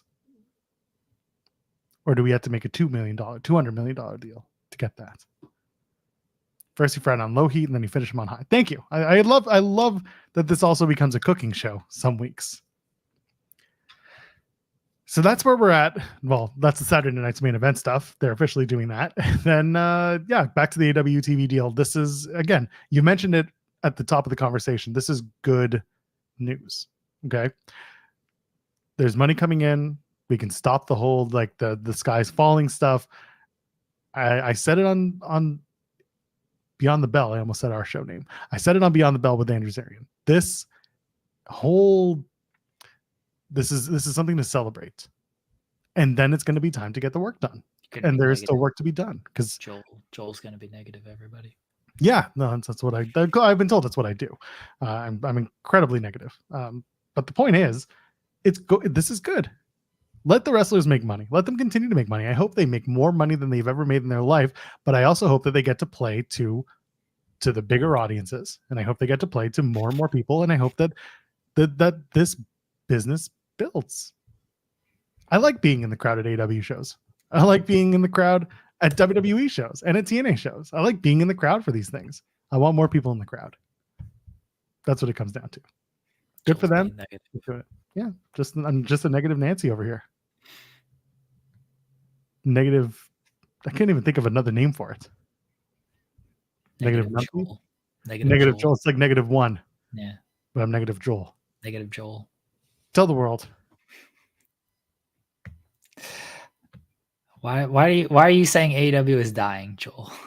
Well, because they didn't get $200 million a year. They only got 170. Those $30 million could have paid for another year's worth of Final Countdown. We could have had it. Can't believe you, Joel. I know, right? We should all be like Cyclops, better than Wolverine, stealing catalytic converters as a side hustle to make extra money. That's where you can make up the extra 30 million. That's where it goes. Could you all write a paragraph or two about me being negative? Just go ahead. Tell your friends. You want to aggregate something? Aggregate that. Hashtag Joel Pearl is negative. Joel's very negative about AEW. Just let them have their TV deal and be positive. Let's celebrate. Let's celebrate balloons. Balloons for AEW's TV deal. Come on. I left my MacBook in the other room. I don't think that way is going to work, Nigel. Yeah, there they are. And so he does, and that's a very different. It's not as happy as the other one. No. Nigel can make some people happy. Negative Nigel is what I become. Yeah, you call me Heel Pearl or whatever the Nick Nemeth changing his Twitter handle is the best thing. Aggregate this is going to be the Fightful Show. Oh, that's actually a good name for a show. That should be. We're gonna in the weeds is now aggregate this, and we're gonna take the bite this logo and just the whole nine. Let's do it. Oh my god. Dispirited Derek. Oh, yeah, they're calling you a bunch of names in the chat. I'm called clutching pearl is something I've heard before. Like Yeah. someone's made that joke to me before, and I thought that's very funny. Yeah, I'm jealous that TNA didn't get a TV deal on UPN or Spike TV. That's true. That's true. They had to stay with their home base. Yeah, man. I don't know what else I can tell you. I just I'm happy the deal is here. I'm happy that they're going to announce that they've made a lot more money. I'm happy that they're going to be a firm number 2. I think that's great. I want to see more. I want to continue to see more. I want to continue to be able to talk about the company in glowing ways and say that the metrics are up. That's it. I've heard a lot of excuse me, I'm going to cough for a second. Excuse you. Thank you. I've made it very clear that I listen to a lot of PW Torch stuff. I listen to a lot of Wade Keller commentaries. And do I think Wade is 100% right 100% of the time? Absolutely not. But I also take a lot of stock in the way that Wade analyzes things. And Cam Hawkins is another one who's worked under Wade Keller as well and done stuff with Wade. And he can attest to this. Wade's biggest strength is that he doesn't care what anyone else thinks. He's gonna give his unbiased point of view when it comes to these kind of things. And when he talks about AEW and he talks about, how they could build a lot of their business, I see that and I appreciate that. And I want more people to understand that that's not a knock on AEW, that none of this is negative towards AEW, that what this is someone who really, really likes wrestling, someone who really, really likes having wrestling on TV to enjoy, being able to sit back and say, this is great. This is how it might be better. And there are certain things in wrestling that have worked year over year over year, decades and decades, that can still be used and implemented that work and don't have to, quote, look like WWE. I think the best analogy that I heard was I saw you typing and I knew it happened. But I saw one of the things I saw is like, your restaurant needs tables and chairs. Just because restaurant X has tables and chairs and you're opening up a new restaurant, and you don't want to be like restaurant X, you want to be your own thing, doesn't mean you don't get tables and chairs. Some things are just fundamentally part of the process. And that's kind of what I want more people to understand when it comes to any constructive criticism that we have. We're not tearing anything apart. We're just trying to get you to think of it. Need more ladders. I don't want any of these tables. I'm sick of these fans chanting, "We want tables." No, stop. Stop bringing tables and chairs into restaurants. Takeout. Quit sitting down and eating. No, get your food and fuck off. We've learned to stop doing that because of the whole, the way that wrestling is presented and the way that we had to sit indoors for 3 years. We can't do takeout anymore. It's just not as fun. And a sound system blaring Final Countdown. That's all the restaurants need. Let me combat Joel's negative opinion here. Very negative. Are you going to be more negative than me? Could you? Is this what we're going to do? Could you be more negative? I've been told I'm negative, but I've also been told that Jeremy is equally negative. More so even. Who said that? Well, once upon a time we had I'll put it in the private chat. Oh, okay. I'm gonna out this person. I don't care what they have to say.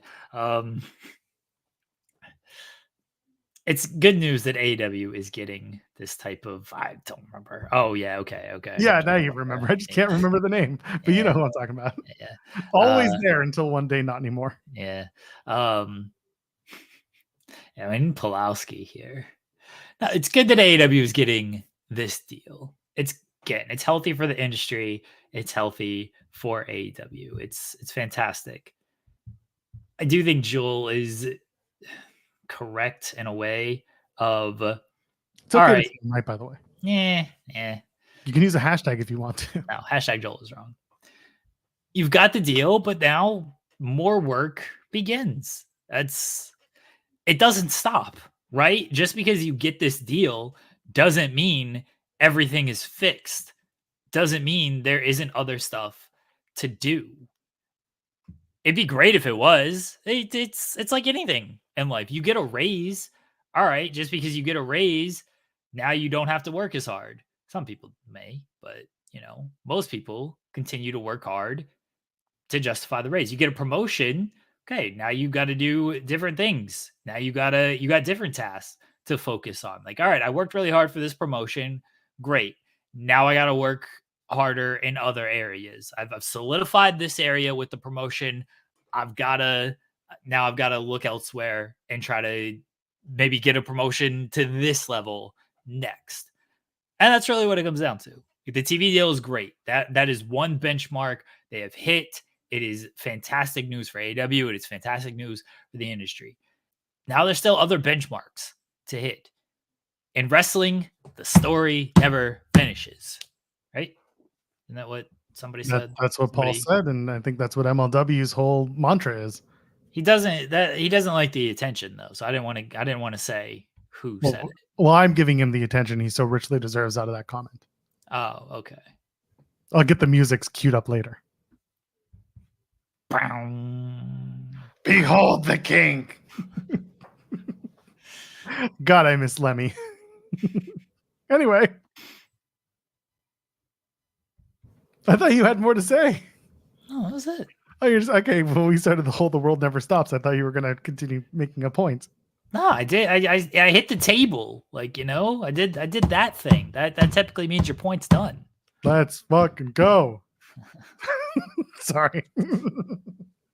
Yeah. So what it comes down to is there's a lot of good stuff that comes with the TV deal. And then someone mentioned in the chat, this could be an opportunity to put money into merch and advertising. And someone in the select Discord had mentioned, what are the odds of AEW putting some of that money into that and also a propaganda wing. And I don't know if people really fully understood that. Nobody pushed back on it, but I knew what they were talking about because they probably listened to Beyond the Bell. And this was something that Zarian and I kind of touched on. More Zarian than me, to be honest, was the idea that WWE has a PR team. They have a communications team that does a lot of like propaganda. And propaganda is typically seen as a very negative thing, but like every single major mainstream company does this. It's a spin machine. And that's what AEW doesn't necessarily take advantage of. And it's something that they could work to have now that they have someone like Adam Hopkins, who was a VP at WWE and has that experience, knows what to say and how to say it to get that news out there and get that positive spin on stuff out there.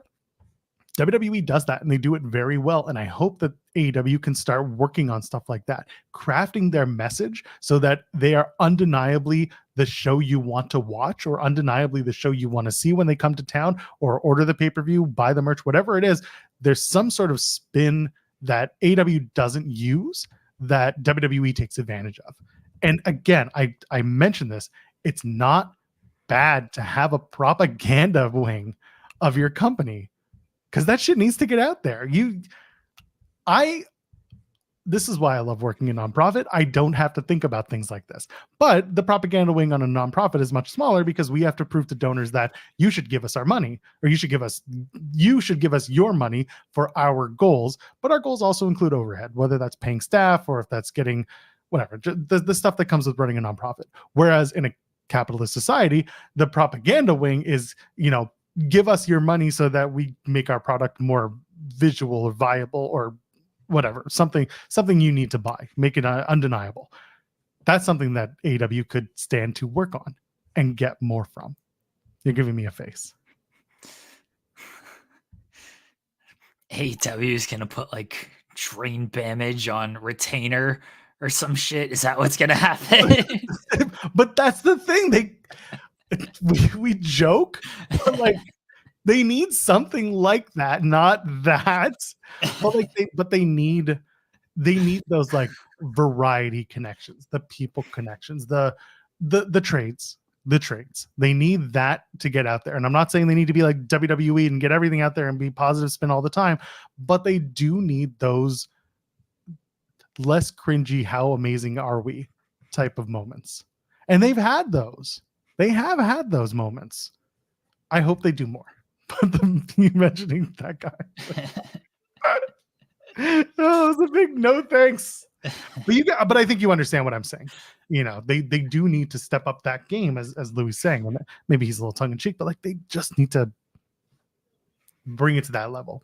Make it so that your show is something you need to watch, and not you and I making a Tony Khan, does Dynamite every week type of gimmick. Robbie Ray asked the question: once the media rights is announced, what is the number one thing you feel AEW needs to do to grow the brand and the business? Joel clearly thinks propaganda. I was gonna say, do you have a month's worth of our shows to backlog? Because you can get it. You can get it in a month's worth of shows. Yeah, and listen.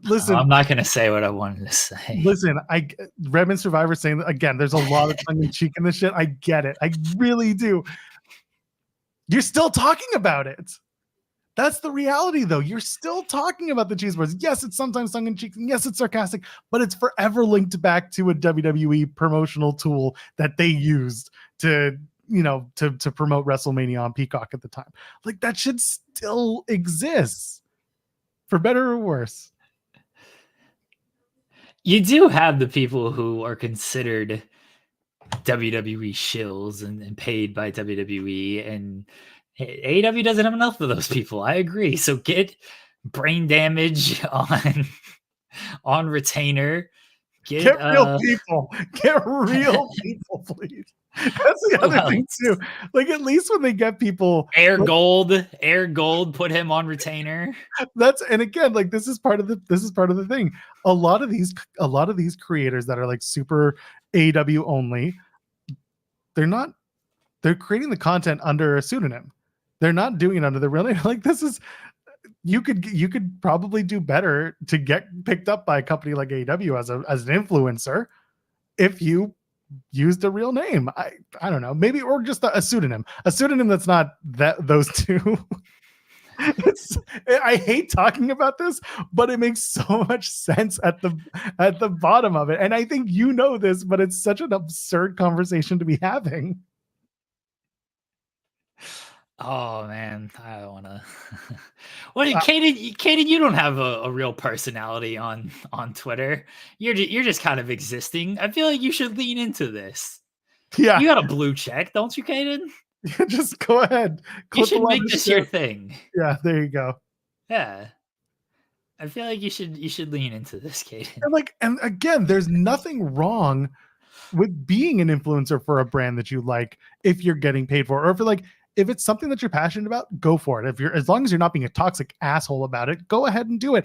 There are people that WWE have identified, and even TNA for that matter, they've identified these creators, these streamers, these people, and they've given them, whether it's special treatment, or in the case of TNA, they gave them the whole like stream our shows live and do watch alongs, and we'll have you accordingly. And with WWE, you see what's out there, whether that's coming to a show and interviewing talent, and getting press credentials, if that's being a talking head on a VHS, because I'm so fucking old, on an interview on a YouTube doc or whatever it is. Like, that's out there. That is out there. Somebody with a blue check, let me run your account for a month. And I was going to be full positive AEW. And see how much damage we can do on this. Once again, I'm just Ryan is kind of making the point for me. Like, as someone's partner who works in the movie industry, there are budgets for shows and movies and stuff like that. Yes, it's the entertainment part of the entertainment budget. It is the marketing budget. My partner does work in marketing for herself. Like, she does marketing stuff. It's a similar thing. Sometimes you're just trying to get that stuff out there. You're astroturfing Dynamite. It's fine. It's just the way it is. You can't just use your wrestlers as promotion. You can't. They're there. They have a cult of personality, but they also work for the company. For some people, it's just he doesn't work. That guy. Yeah, he quit his job to be here. So. I just thought Boris and Jeremy's gonna win tribalism. Yeah, that's my goal now. I unfortunately have too big of a like, now I'm too known or whatever. I gotta remain impartial on this kind of stuff. It's also I do just your want to job. I want to run an account and just lean into the tribalism and just see what I can accomplish by doing this. Just see what I can accomplish out of this. We love Saraya, the unproblematic icon. This is Saraya and Jamie Hayter. This is going to be a classic. Can't wait for this one. Beast Mortos, Ricochet, Real Lucha, Real Graps tonight on Dynamite. Beast Mortos and Ricochet is going to be the best match of the week. I'm going to go full on tribalism on this. They weren't never doing this with Ricochet and WWE. WWE fumbled Ricochet. Does one great match against Beast Mortos. It's better than anything he ever did in WWE. Can you believe they had this man on speed? They were doing 3 minutes with Ricochet. Tony Khan gave him 8 minutes. Look at him cook. I definitely use the word cook. Look at this man cook. Look at his aura. Hologram. More like holocan. You just got to make like absurd TikTok shit, just focusing on the positives. And again, we laugh, but like there's a reality to it. Someone give me your blue check account so we can do this. And I can't believe WWE fumbled Ricochet. Yeah. You're gonna have to start using that. Oh, I said that. Pay attention, Joel. No, I don't want to do that. Very demure, very mindful. All elite. Can't believe WWE fumbled MXM collection. Look at them doing big TikTok videos. They bring the boom. They're touching tips with the Costco guys. How did WWE not see anything in them? I love the MXM collection. They're actually great. That's the thing. You can't do that if you're going to be a shill influencer account. No, I can. You can't tell. You can say they're great, but then you got to talk about how they failed WWE. I did. I said they fumbled them. I know, but I'm saying that you got to say both in the same sentence. I love them and WWE fumbled them. Like you got to really emphasize it. I'm helping you. I'm giving you the notes that get you further into this tribalism for money. WWE couldn't get the Costco guys. WWE goes to Sam's Club. We really giving tips on grifting. Why are we doing tribalism grifting? Well, you guys, Joel, you said to spend their money on propaganda. I think we took the wrong left turn. They need an assassination attempt. That'll get the viewers. Two will be just too many, though. Good God. I guess they tried that with Bryan Danielson, so we'll see how it works. AEW Dynamite is tonight from the Mohegan Sun Arena in Wilkes-Barre, Pennsylvania. Who are we doing this as tonight? Propagandists, apparently. How amazing is that AEW new TV deal? They're going to be the richest company in the entire world. You love AEW. How much do you love AEW? So much so that you are locked in, liking and subscribing to this video so that you could see Ricochet versus the Beast Mortos. How amazing are both those men? They've never been better than here in AEW and All Elite. The problem is once we start doing this, it just sounds like our Tony Khan again. Well, you know. Anyway, Ricochet and Beast Mortos, the best AEW have to wrestle, and they're going to wrestle tonight for in-ring supremacy because they are number one here on AEW Dynamite, live from the Mohegan Sun Arena in Wilkes-Barre, Pennsylvania, on TBS and on AEW Plus internationally. Though it is actually going to be a really good match. Just saying, it's going to be fun. Yuka Sakazaki gets to team up with the amazing Queen Aminata. She's so wonderful. Isn't she great? Yuka is also like, isn't she so cute? Oh my God. They're going to have a great tag team match with Mariah May, the AEW Women's Champion, and Serena Deeb, who runs this shit. She's great. She's got a dojo. You ever seen the Deeb dojo? I saw it once. She's wonderful.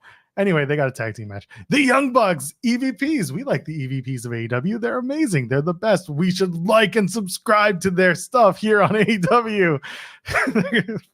They're going to team with fellow Elite member and Continental Champion Kazuchika Okada. Remember him from New Japan Pro Wrestling? Well, we got him in All Elite Wrestling because he's the best and he's the best wrestler in the world. Bitch.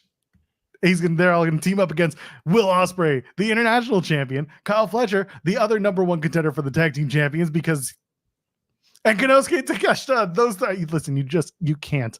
If you're doing the propaganda thing, you can't like explain why Ospreay and Fletcher should be the number one contenders. You just can't. You just got to let it happen.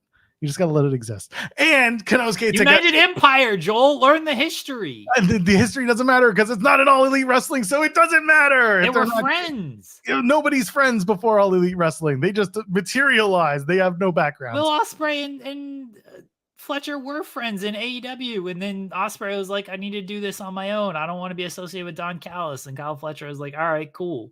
And Don Callis was like, sure, whatever. I'm supposed to be a bad guy, but here's my babyface tag team against the Elite, who are also bad guys. But how badly did DDT fumble Konosuke Takeshita? That's who you should be paying attention to as he faces off with the... And in the main event, Orange Cassidy and Chris Jericho. Will there be $7,000 worth of jackets or $7,000 worth of pennies? Pennies from heaven? Who knows? Find out tonight on AEW Dynamite, live from the Mohegan Sun Arena in Wilkes-Barre, Pennsylvania, live on TBS and internationally on Fight TV or Triller TV, as it is now on AEW Plus. Baby. That's not a hint. That's kind of a thing. Wilson said if AEW wants to brag about Paige Grimace, what? Does anyone speak Will Chisholm in the chat? I think it's Saraya. I think it's Saraya Page, aka Saraya, and Grimace is just like he's grimacing, you know? I thought we were talking about Grimace and the Mets. Oh, maybe. I don't know.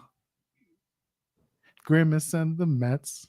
I can't believe Chris Jericho got fumbled by WWE. Chris Jericho hasn't won a match in WWE in like over 5 years. He's trash. It's time for Jon Moxley to show his support for AEW. Anyway, AEW should hire me as propaganda, everybody. I can be your new propagandist, AEW, I swear. I'll take it seriously. Not like I take anything seriously.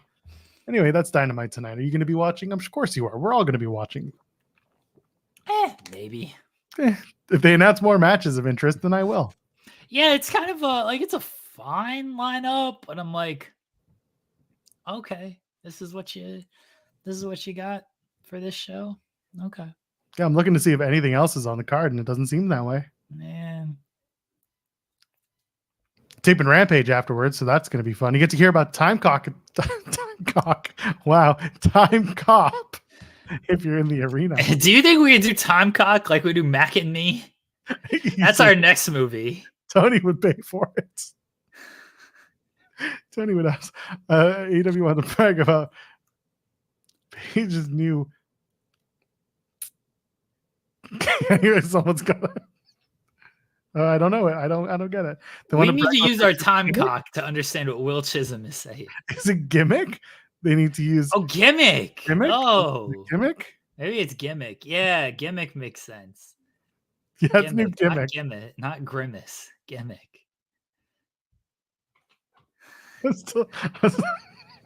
Time cock is the new gimmick.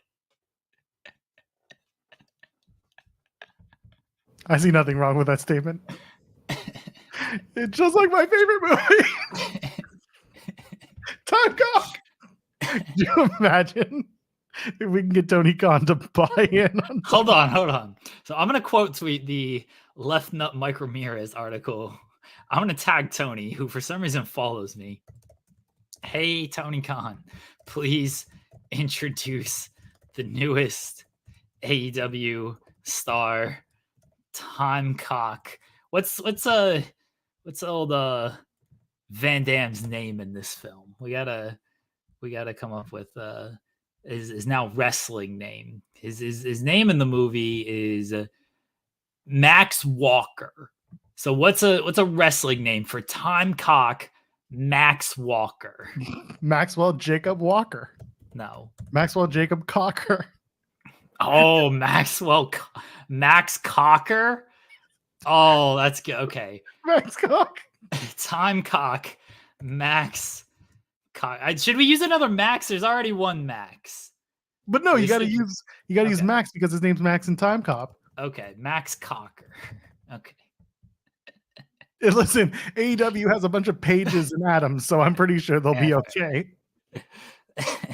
Time Cock Max Cocker. All right, I've tweeted, I've tagged Tony Khan. Could you use the Time Cop image as well? Just so Nah, he I already can tweeted rep- it. Oh shit. It's already been tweeted. Time Cock Max Cocker. People say we're negative about wrestling in AEW. Good lord.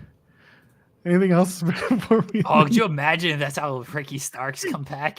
You're welcome, and I'm sorry, Ricky. He's Time Cock Max Cocker.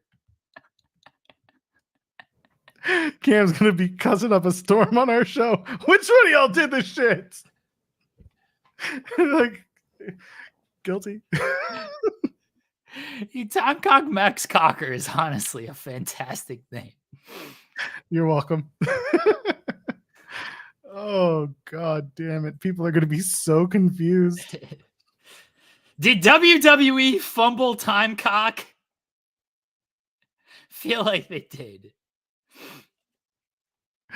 Oh, anyway, this is why you should be watching our show and telling your friends about this show. Do we have anything else? Time Cock's catchphrase, by the way, is lock and load. Oh, that's good. That's good. Lock and load. Yeah. Cock and load. Cock and load. You gotta have the cock and load. Time to get cocked. Time to get cocked.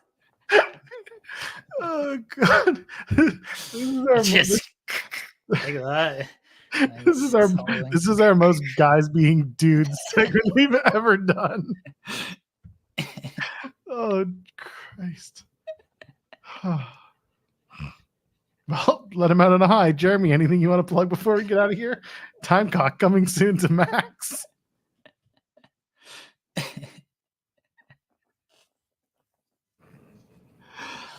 I don't know. I don't know. We might be back on Friday if we make it through the next couple of days. Oh man. Whew. But until then, Jeremy's back tomorrow morning with Steven Jensen on the Weekender on this channel. So check it out. It's going to be live for the first time here on Fightful Overbooked. Now moving forward, that's where you're going to find the spotlight here. And we're going to be back, Jeremy and I will, on Friday. Hopefully, that's the plan. At 10 a.m. Eastern, because that's what we do. Oh my God. We should get what? Jesus, no. The face splatter, no. Stop it.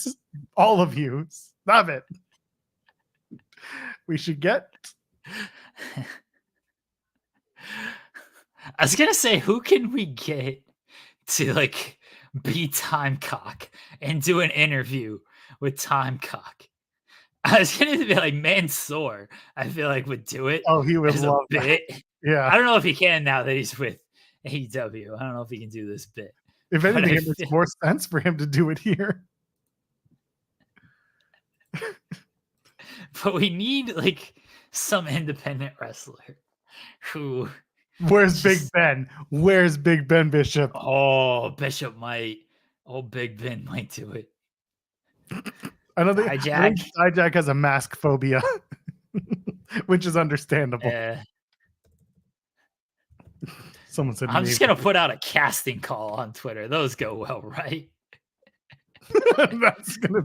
That's your funeral, buddy. That's your problem, not mine. I'll tag Bishop because you think JBL would come around for this? He's everywhere. He may as well come be Timecock. Put casting call. Yeah, do the 2 stars. Big Should I have a picture letters. of a couch? I don't know if I have a picture of a couch. I'm sure that'll go over great. Ugh, don't do the couch. And a couch. This is a nice couch that I have going on here. That's so funny. Need an independent wrestler to play Timecock. There's gonna be so many confused people. Cocker and do an interview on Fridays. ITW. Good Lord. Please reply below. I want to tweet this from the Fightful account too. I'm going to use this better. No. Listen, it's not my problem. I don't have. They know I don't have access to that account. So I'm admitting it that I'm doing it. God, the GIF that you used. Yeah, it rules.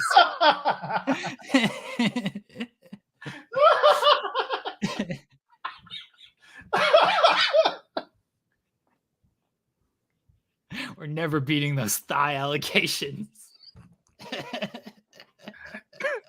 Not anymore. Oh God. Okay, you just used it. Okay, you just reposted it from there. I thought you were going to do it from the Fightful account. No. I just reposted it from my account. No, I wouldn't do that. I wouldn't do the tweet from there. I have a little bit of shame sometimes. No good can come of this. We might need to clip this segment to put on the internet for reference, because we had a whole conversation about context, and here we are posting to Twitter without any context. Oh man. Oh, it should be 3 X's. Hold on. No, you can't do 3. That's 2 on the nose. Yeah, I did 2. I feel like 2 is a nice. Is fine. Yeah. To 3. Nice median. 3 is it's 2 on the cock. You can't do that.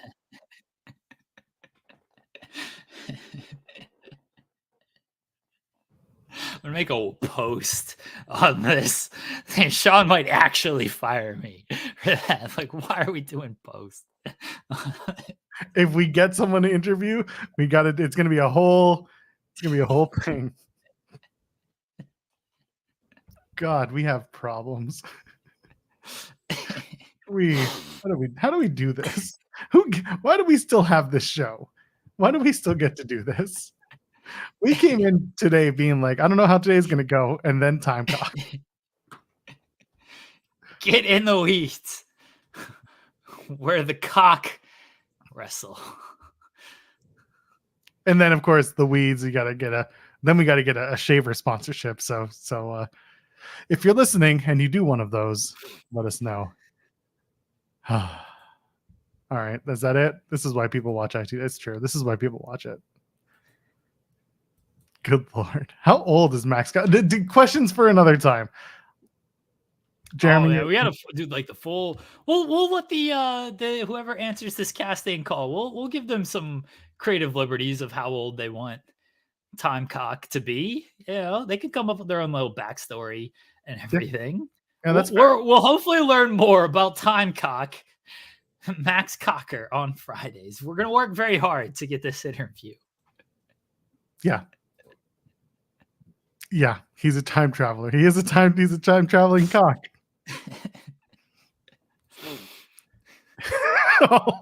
all in, all out, all in, all out, all in, and I'm finished. For Jeremy Lambert, I am at Joel Pearl. I'm not even going to spell it for you. Ladies and gentlemen, friends beyond the binary. We'll see you on Friday, hopefully with a new time cock in hand. Till then, have a good rest of your